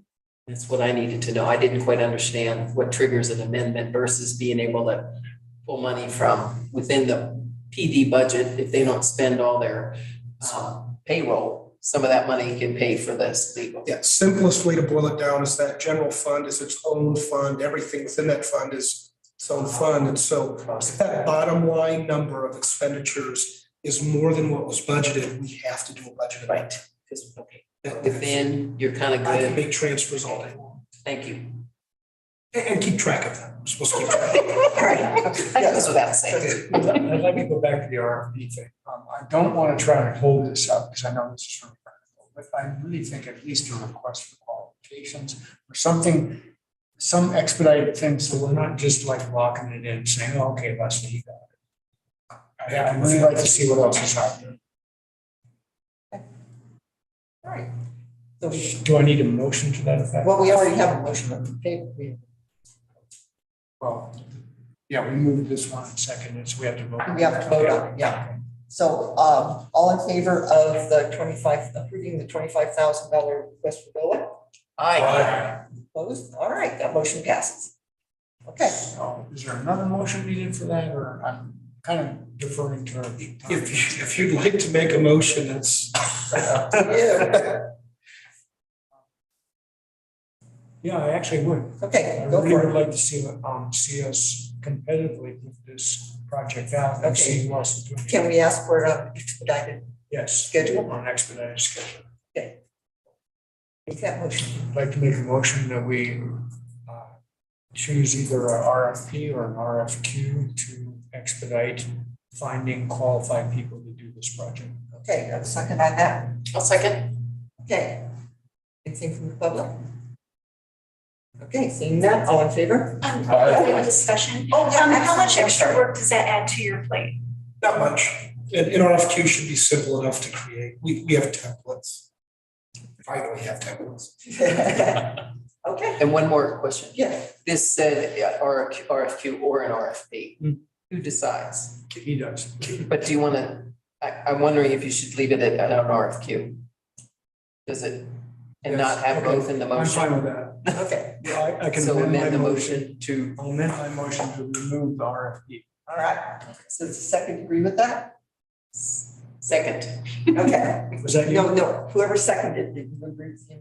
Yes. Okay, Okay, sorry. all right, so Nick, okay, amendment, Uh-oh. Mayor, I'm sorry, just if I may, could I make a Yes. comment? I would just request that I'm okay with the RFQ, and I think the RFQ is probably what Stefan would have decided to do anyway here, because we know the provisions of the code that need updating, et cetera, and it's really qualifications we're looking at. But I would also ask the board in selecting whomever submits a response to the request for qualifications to consider the working relationship that the town attorney has with the person who will be submitting a response to the RFQ. I've worked with a lot of typically they're planners, engineers that write code, and it's a lot of times difficult from an attorney's perspective to work with folks when they have a different writing style and and don't understand the town or the city that they're working for, as well as somebody who has that kind of hands-on experience. So I would ask you not to discount that experience in looking at these responses to the RFQ, and know that it will be very valuable for somebody to have worked for the town and with the town before, and with somebody who will ultimately approve the drafting eventually before a final product gets brought back to the board. So that's all I'll say. Thank you. thank you, Nick. that's really easy to do, Nick. I'll wait it. All right, so we have a amendment to the motion on the table. All in favor of amending it to make it just an RFQ? Okay, then we have the main amendment. The main motion that is now amended to put this out for an RFQ. All in favor? Aye. All right. I have a nay. I said nay. Okay, we have one nay. All right. Next, we're up to consideration of ordinance 2306, amending chapter 8, article 1 of the town's code and adopting traffic schedules. Oh, boy. So this is what I thought would take most of the night. Citizen-driven requests to look at traffic safety throughout town that really prompted us as staff to look at this. Not only speed limits, but also stop signs in place of yield signs. crosswalks, what we would consider a scheduled or regulated crosswalks for that safety to school component that we're looking for. Complete streets. But it also considers what's the other? Parking and truck routes, parking and truck routes. Can you go to the next slide, please? So there is a cost associated with this. Simply changing the ordinance isn't enough. We would also have to budget for signage. We'd also have to replace stop signs and yield signs. We'd also have to look at the cost of traffic paint, a traffic paint sprayer, those kind of things that Public Works desperately needs instead of the aerosol can thing that they're currently using. So these would be things that would be put on a normal maintenance schedule if we purchase that equipment. If you go to the next slide, the proposal is to reduce the speed limit throughout town from a minimum of 25 to a maximum of 25 to a maximum of 20 miles an hour. That's on most of our thoroughfare streets. And to further reduce around parks and schools, those streets to 15 miles an hour. So you'll see like Rio Grande and Pan American, where Apple Valley Park is, where we put up a cornering mirror, a safety mirror, to reduce that speed to 50 miles an hour. Not touching alleys, we're still saying an alleyway is 5 miles an hour. If you could go to the next slide. So this is the actual speed limit proposed schedule. And so it talks about every street in town and what those speed limits would be. So it's not just a map. Now it's enumerated in a schedule. So if there's ever a question down the road where a speed limit needs to be changed, it's easier to change. And we can revise it down the road. If you go to the next slide. Again, those are the speed limits. You can see at the end alleyways, the entire length, including all rights of ways, 5 miles an hour. The next is traffic control signage. And so what we're talking about are all of the intersections along these streets that are on the left and any other, maybe a different location along that street that might need a stop sign or a yield sign. And so you'll see First Street, Second Street, Third Street. There's a proposal to add along Third Street some stop signs at newly painted crosswalks.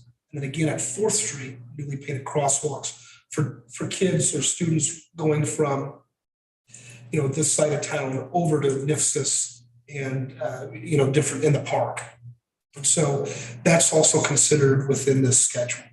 Again, everything is enumerated so that if there is ever a change needed, it's easier to make that change. Can you go to the next slide?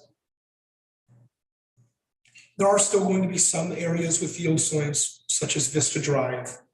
There's a couple of others where there's still a proposal for yield signs because it doesn't make sense to have a stop sign there. The second caveat to this is there will also be stop signs at every exit from public facilities onto streets and public rights of way. So, for example, the public parking lot needs a stop sign.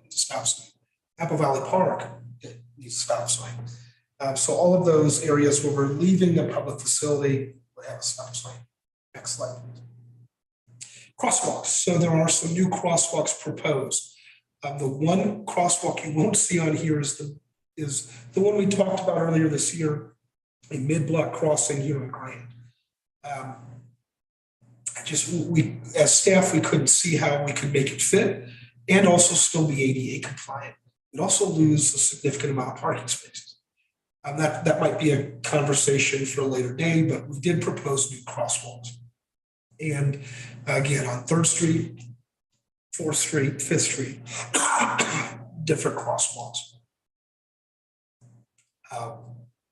Parking restrictions. So we did address some parking restriction issues, especially up where the BLM properties start.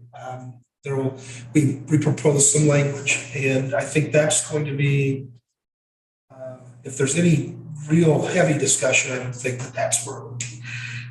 Let me see if I can pull it up. So Main Street, obviously, we're talking between 2nd and mid-block to 3rd Street, no parking. Pan American Avenue. the intersection of Pan American Avenue and Hawkshaven Road is to be utilized for loading and unloading of passengers and equipment to utilize the trails only. So that's loading and unloading. Pan American Avenue, again, vehicles designated as agricultural are allowed to park at the intersection of Pan American Avenue and Hawkshaven Road, especially those with trailers for livestock and work animals, horses.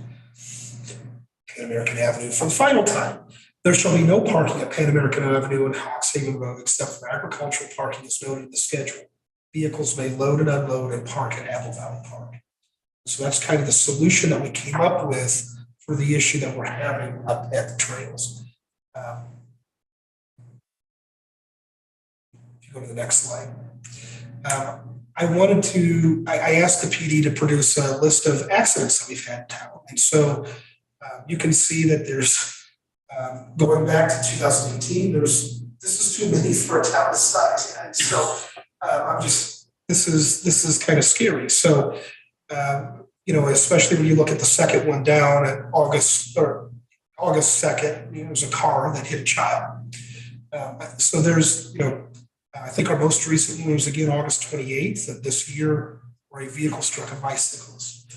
And so that's why staff, hearing resident concerns, produced a schedule of that you see in this ordinance today. All right, first let's take comments from the public. Yes, Ms. Watson.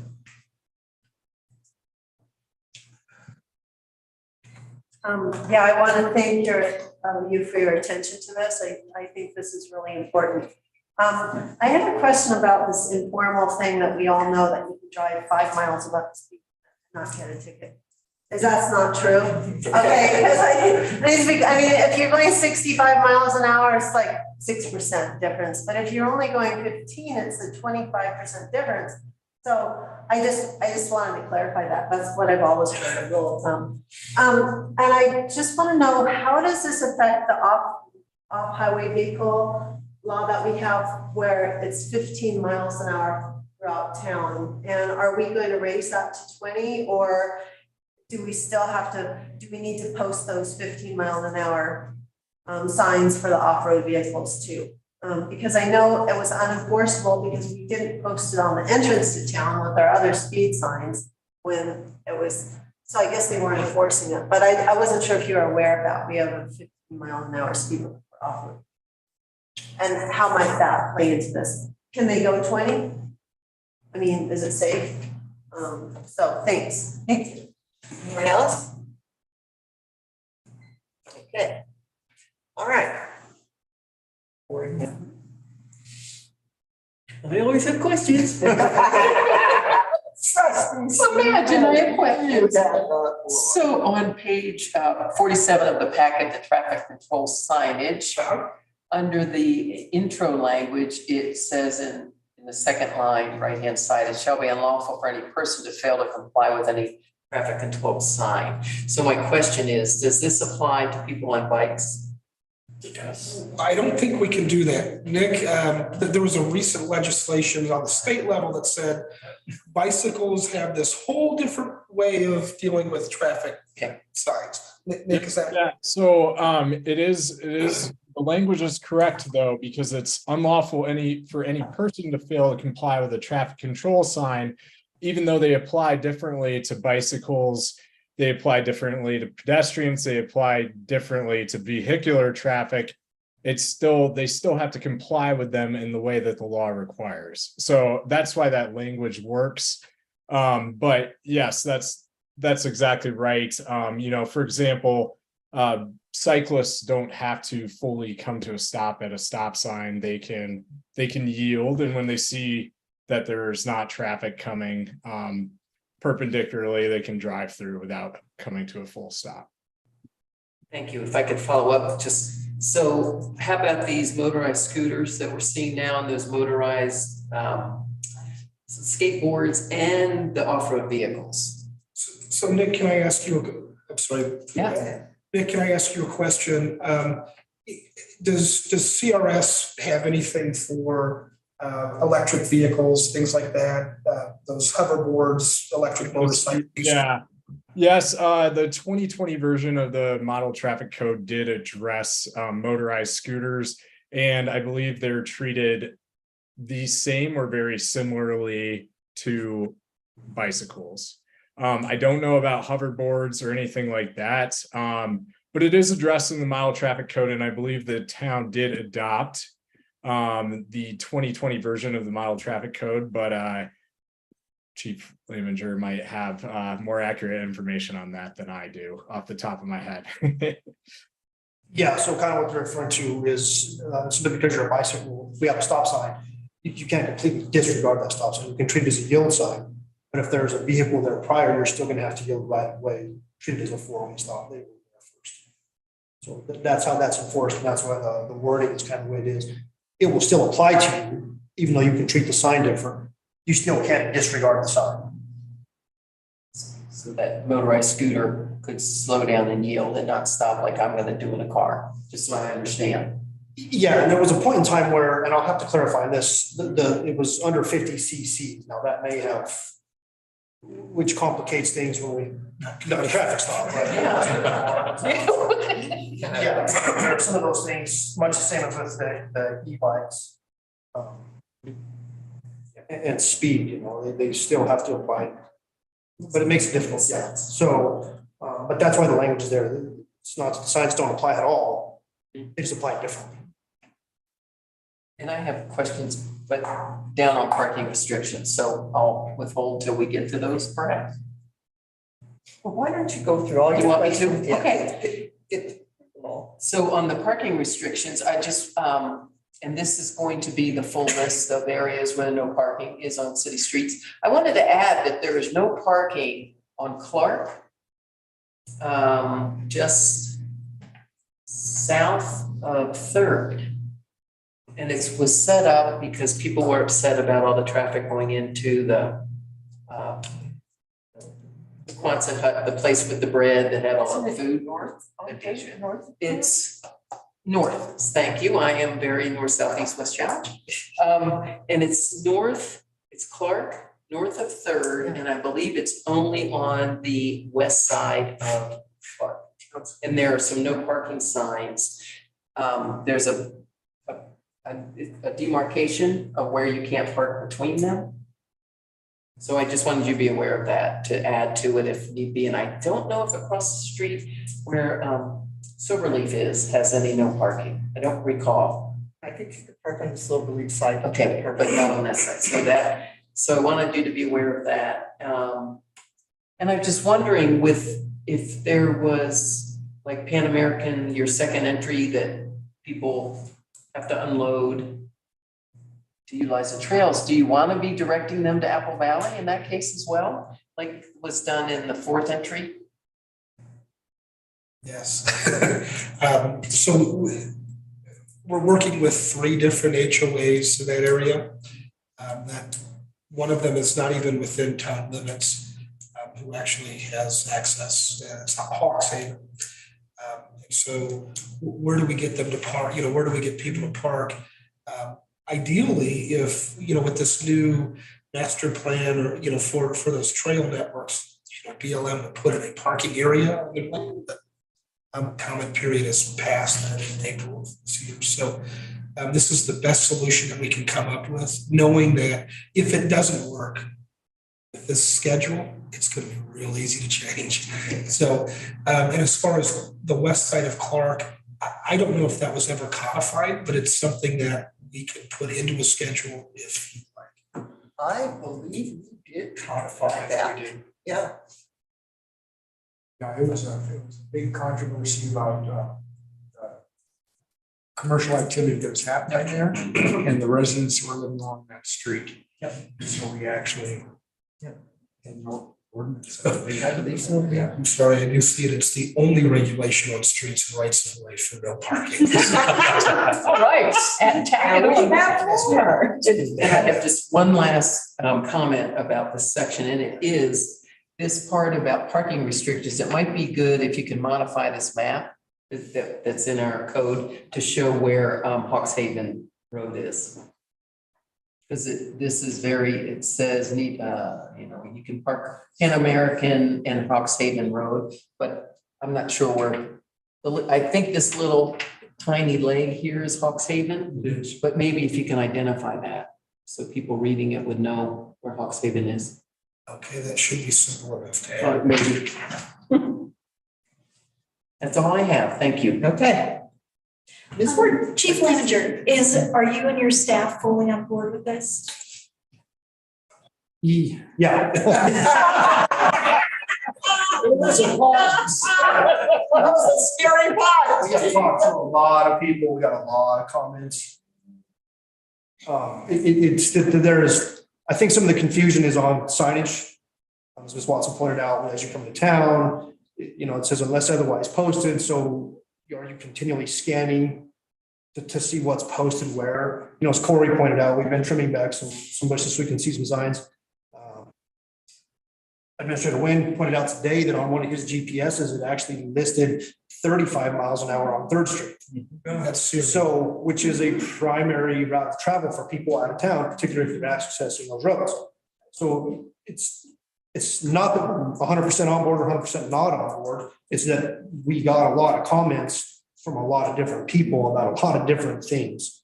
I think the one, this parking on the back on Main seemed to be something that everybody was pretty much in agreement that being the truck route and where we have the parking with the ditch running underneath the road was problematic. When we have cars parked there, it's very tight, but we're directing all of our truck traffic there.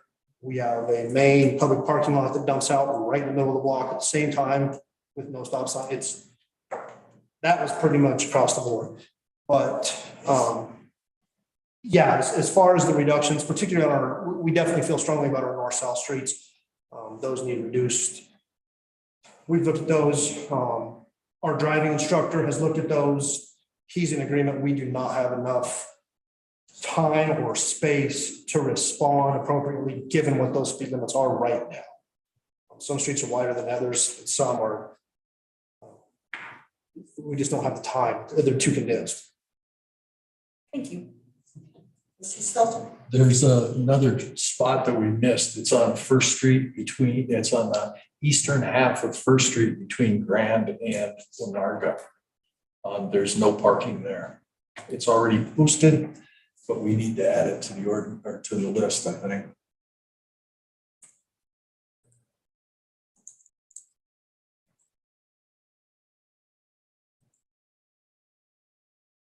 That's a partial restriction there. It's a half block.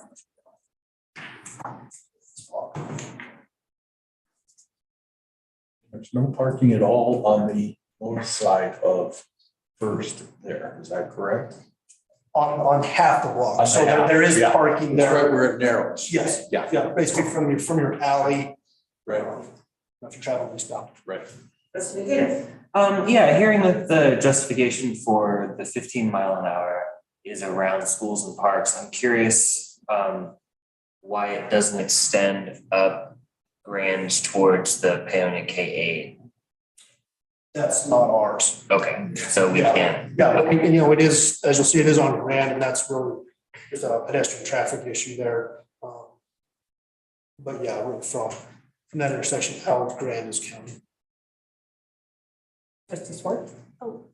Okay, I just have a comment that I hope that we do large marketing campaigns and awareness for people, and that there's a little bit of grace as people adapt to the new speed limits. That's just my one comment, that we just don't spring it on people.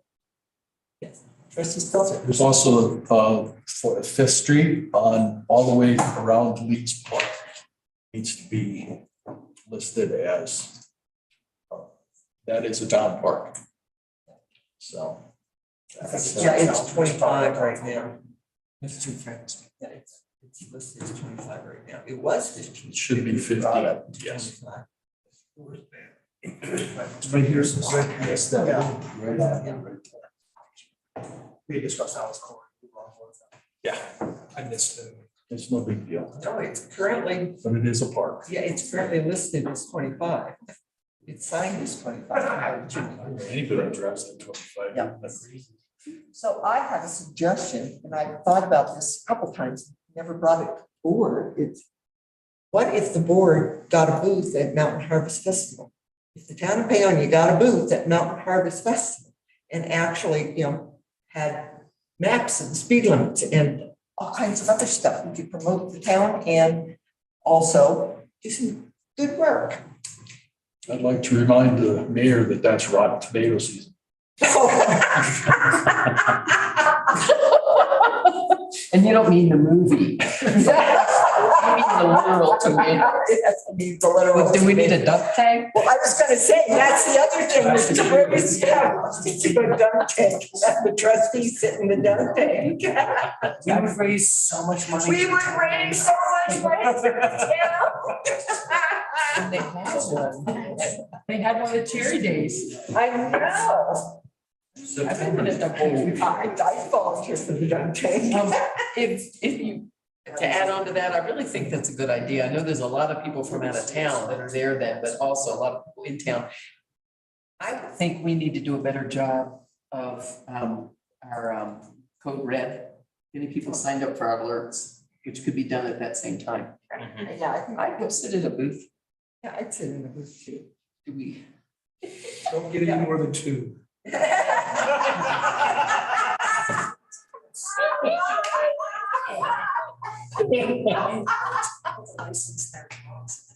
Oh, yes, dog licenses too. For 2024. We do it for No, 2023, we still got time. I know, 2023 and 2024. Because it's only a couple months. I know, but Okay, yeah. And then the other thing I'll add that was discussed, and she brought it up, was that this OHV ordinance. The issue we have, and again, this was we had comments both ways. What we've seen with it based on the way it is right now is a lot of people treat OHVs as ag vehicles, particularly if they have their orange ag marker on. They're passing those vehicles in town much as you would out on that road. Because they're set at 15 as opposed to 25. The discussion was perhaps we set that at the same threshold as our vehicles.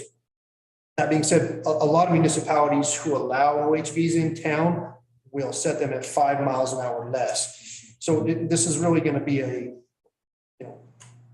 discussion as to how you feel. It works out either way. For signage purposes, it would make it much easier to set our OHVs at the same speed as our vehicles. I think for safety as well, if you, that would stop a vehicle, a motor vehicle from passing it over or an OHV. So. And that's a fair deal. I mean, it may not be common everywhere, but in a rural area like ours, we see those vehicles a lot outside of town as well as in town. So those, and part of one of the driving factors here behind this was to reduce confusion with multiple speed limits all over town zones. By setting those the same, it makes it easier for enforcement purposes and it makes it more understandable.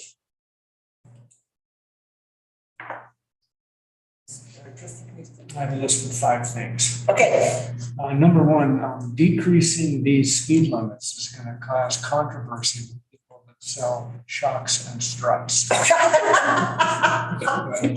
Number 2, when this was originally changed by the council, I think it was 10 or 12 years ago, there wasn't a lot of public notification that this was coming down the pike. And a couple of us on Vista Drive came in to address the board the night they were making the decision about the speed limits. We were shot down. And 25 miles an hour, Vista Drive, if you're in a Jeep, you're on 2 wheels. So that's one thing I want to make sure doesn't happen again with this. Like the idea of a booth would be great. Paonia gets new speed limits, there's a proposal, here's the meeting, we'll be discussing it. So we get that public, I think that's going to be really important. Along Vista Drive, there will be 2 new stop signs, one coming down from that dirt road where the Schroeders live and Carrie and Howe and Raj property. they're all going to be required to stop now, which I think is a really good safety thing, especially with the bicycles coming out of Apple Valley Park. It's going to be inconvenience for the seniors. Now, they're going to like having a stop sign in their driveway, but I think it's a wise thing to do. So I'm in favor of that. And we were given traffic studies, this is my last point. We were given a traffic study quite a while ago that cited problems on First with the pull-in parking and how dangerous that is around the dentist office, how dangerous it is by the hairdresser, how dangerous it is by dependable lumber. And I don't think this addresses that. And I just want to raise that a traffic study cited First Street as that pull-in parking issue, and we see it all the time. Anytime you drive down First Street, someone's trying to pull out a dependable side of the street. It's a hazard. Second Street, I'm sorry. Yeah, Second Street. So those are just a few points.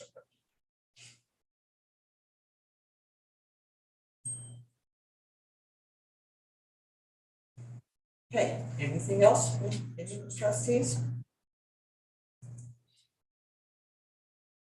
Okay.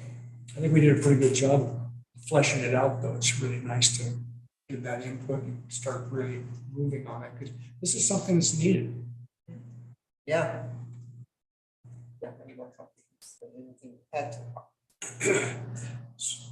So I've got a number of revisions that are being requested. Good revisions, right? Additions as well.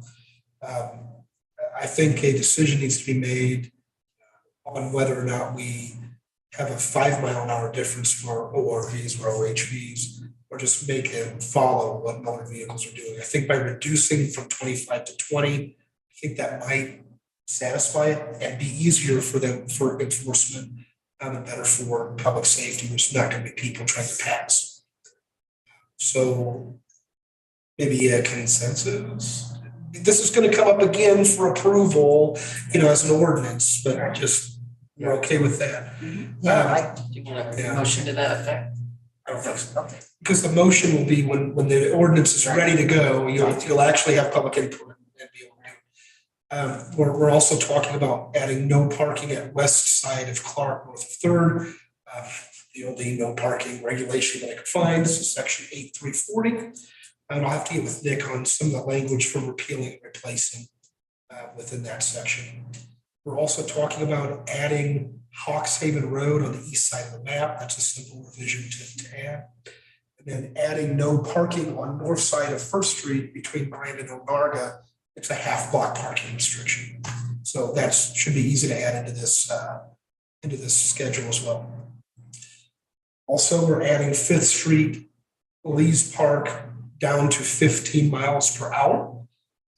Also, again, another easy addition to make. And then as a caveat with lots of asterisks and stars, marketing campaign to announce the change coming for speed limits and signs and crosswalks. And then I do have a note here about a traffic study.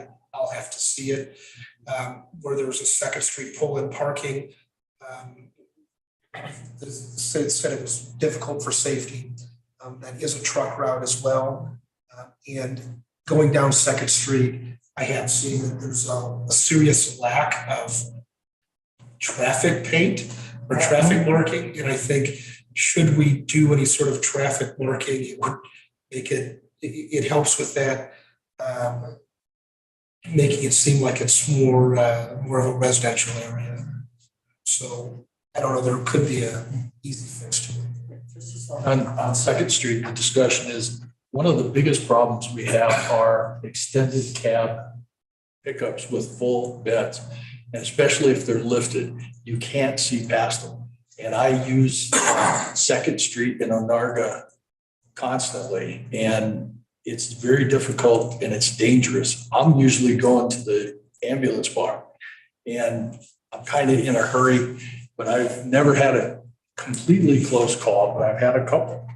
And maybe if we eliminated parking extended cab pickups in diagonal parking, because they stick out they're 18 feet long. They And it's, also- and then It's the same issue on Grand you Avenue. know, maybe they have to park in the parking lot in the back. It's like parking a school bus diagonally in a way. You know, it really is for an RV, you know, it just blocks everything. I have one other issue that we really need to discuss. So Pan American, before it runs, because there's that big gate there at the top of Pan American, and then down below that to Hawks Haven Road. That is a conservation easement. And so you really need to look at that and see if there's parking going to be allowed on that at all. As a conservation. It is a conservation easement. And that is with Hawks Haven. Uh-huh. So you need to talk to the Hawks Haven people about using that for parking at all, because it is their conservation easement. And so we're not proposing any parking on that at all. It's just an unloading and loading. We did propose ag parking on Pan American on town side of the property. Okay, yeah, because it sounded like it would be in the Hawks Haven. At the intersection of Pan American and Hawks Haven Road. This would be on the town side of Pan American. But that is still town property. I mean, even if it's in conservation easement, it's still in town property. Meaning, I don't understand. Okay, so What the, if you look at the map, the little black thing here, top of Pan American. This little black area, that is all town property. and it has But a it's gate. also in, yeah, it's also in conservation easement. We cannot park on that. And I was assuming you were keeping everything to the west of the gate. On the pink, Is that what you on meant? the Mike? pink road? Okay, as long as it's on the pink road, then we're fine. Okay, nothing. Okay, nothing beyond that gate. Okay, all right, then. Okay. So I can look at what we can do to reduce larger trucks. Again, it might be with the reduced speed and better traffic paint. It might help with some of the visibility issues. Right. I don't know how it would, unless we said compact, and that kind of eliminates the entire purpose of on-street parking. Yeah. But I can look at things to make it safer. All right, anything else before we move on to the authorized signatures? Okay, then let's move on to consideration of approval for resolution 2315 authorized signatures. All right. Oh, it's me? Yes, Sorry. it's you. Okay. So we have a new mayor pro tem who is not a signatory, but she ought to be a signatory. And this resolution makes him a signatory. Simple. Easy motion. All right, we need a motion. I'll make a motion to approve resolution 2023-15. Okay, Second. all in favor? Aye. Close, all right. All right, Respect. now, okay, so we're at 8:52. We have an executive session. Do we need to extend the meeting? How long do we think this executive session is gonna last? Way to go, Rick. 38 minutes. My guess would be no longer than 15 minutes. But in order Oh. but in order for you to, let's see, you have to do the motion and you have to do all the introduction. Got all the stuff. Yeah, so I'd say 30 minutes might capture all of it. And then there's the item at the end as well. Oh, right. Okay. And there are two things. One, you had a request for a letter to the BLM. Right, I was, Gas. yeah. We have a special meeting come up between now and the deadline for that letter. And I wonder if there's a mechanism where we could add that. approval of that letter to the special meeting. What special meeting We have do a we special have? meeting next week. I don't think We so. did. We were gonna do something on the master plan, but that isn't I rescheduled. thought there was something in the town calendar. Special meeting next. We have the planning commission meeting next week. Planning commission, yeah, Oh, yeah, that's what that is. yeah, that's what. That's all that is. Right. Well, we're not gonna get a letter in that tonight. And yeah, I Unless was we have gonna, a special meeting. I was gonna ask the board if they wanted to schedule a special meeting. To look at a letter to the deal. So may I make a suggestion? Yes. If you would like to do that, there could be a motion tonight that would allow the mayor to submit a letter on the board's behalf for this, as a letter of support. It's not on the agenda though. That's true. Oh, that's right. Yeah. Yeah, that's the problem. Yes. You could also just have me submit a letter. Not the same. Yeah. It's not the same. It's gonna be a. You know, as your oil and gas representative, I'd suggest that we switch. It's not gonna be a really long meeting. We could schedule it at 4:30 even earlier in the day, so we're not causing a lot of extra staff time. But just schedule this meeting so we can get that done in time. That's what I'm requesting. We can schedule a meeting Yeah. without it being an agendized thing.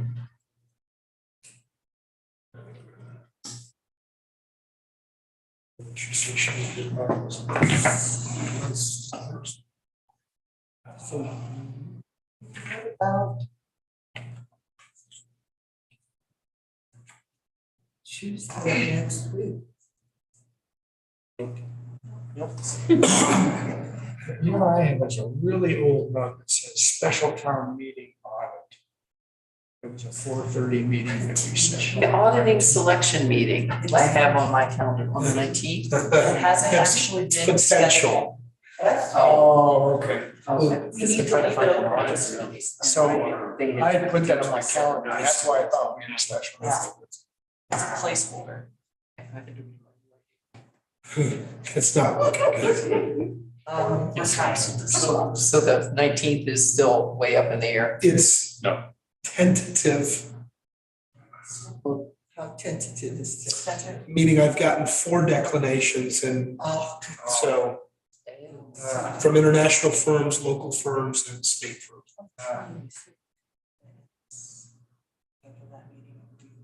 Sure. RFP selection. What? Yeah, we could do So that. there were people not available. 19th is Parks and Police Committee. We're supposed to have, that 3:00 and 4:00. We had scheduled for Apple Valley Park. we had the Placeholder. But we've got 6 people who can't attend Tree that. board meeting. Yes, we've got 2 people who can't attend. Which we, On the 19th. At 6:30. I could do it at 6:30. no. I could at 6:30. So does that give us a quorum? The 20th, I have work. No, the 20th will not work. I can get my shoulder amputated. Does Monday Well, work? that's. How about Monday? If it's earlier in the day, I can't do it past 5 o'clock. 4:30? This is a 15-minute agenda. I mean, it's really short. Yeah. Because, we already have I'll get the the letter. letter. We have the proposal letter and all the information. Right. So 4:30 Tuesday. 4:30 on Monday. Monday. I could do that. I'm on vacation, but I will, Oh. yes, I will say yes to this. Welcome to being a trustee. I know. I'm still new to this, I You can can't. Zoom. You could. I'm not, join by- I will call in, but I'm not. Oh, that's right, you can do it remote. I just don't know if I'm gonna have cell service, that's my issue. Okay, well, So that's that's what I'm stressing about, like, I just don't know. Well, would we have a quorum? I Well, could what make about Monday. later this week? Like Friday?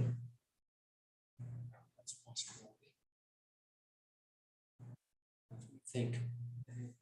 I don't get off the road until 6 o'clock What's that? on Friday. What about it? I'm on the river that day.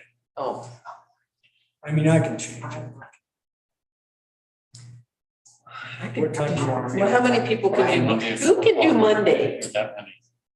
Days. I'm not Monday sure. at 4 o'clock. You're not, can you do Monday, Rick?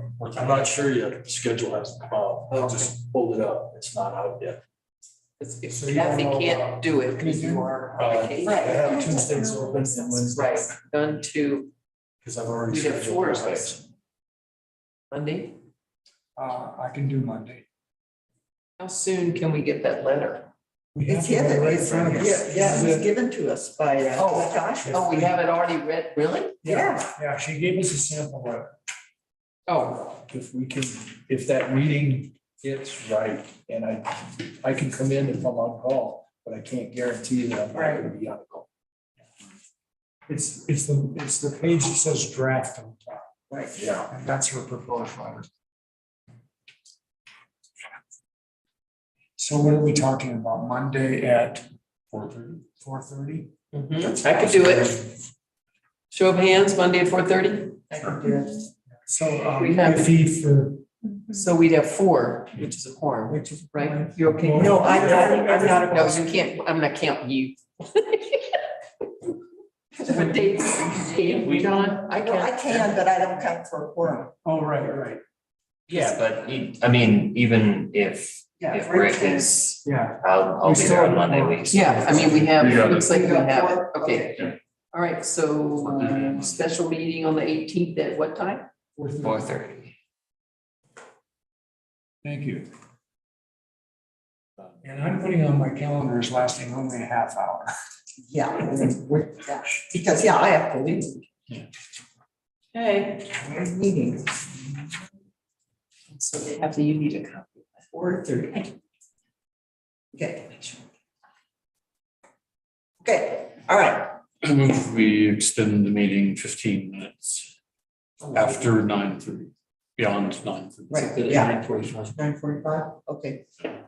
I second that motion. I'll say. All in favor? Aye. Okay, so, hey. You get the fun. Yeah. Just have to move and read the bottom of the.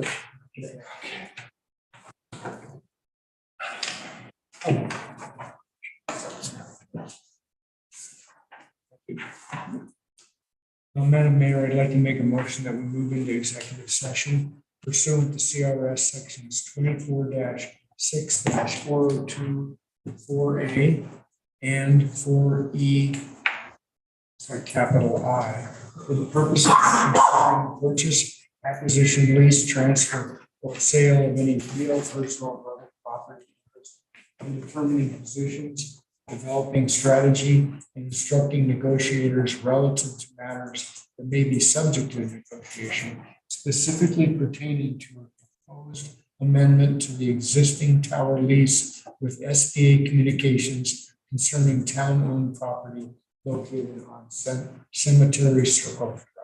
You have a second?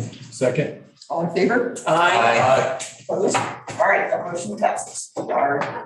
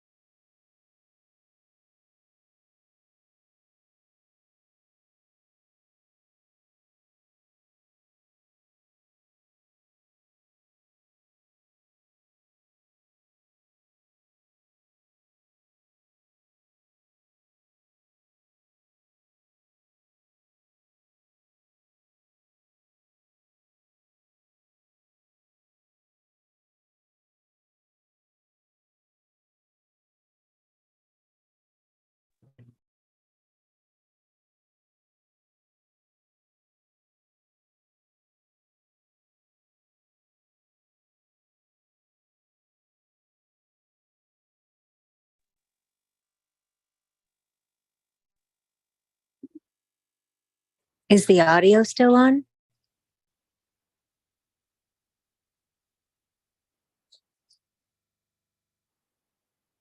I can't hear you guys, but you can hear me. It says it's still recording. Hi, Steve. Hi, Corinne.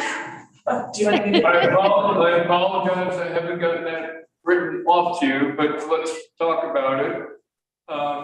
This is a little strange talking with you like this, but hello. Right? How is- Is this still being recorded? Hold on. Let's. Yes, it is. Hold on. It's still streaming, just so you know. Okay, let's just hold on a minute. They're coming back after their executive session.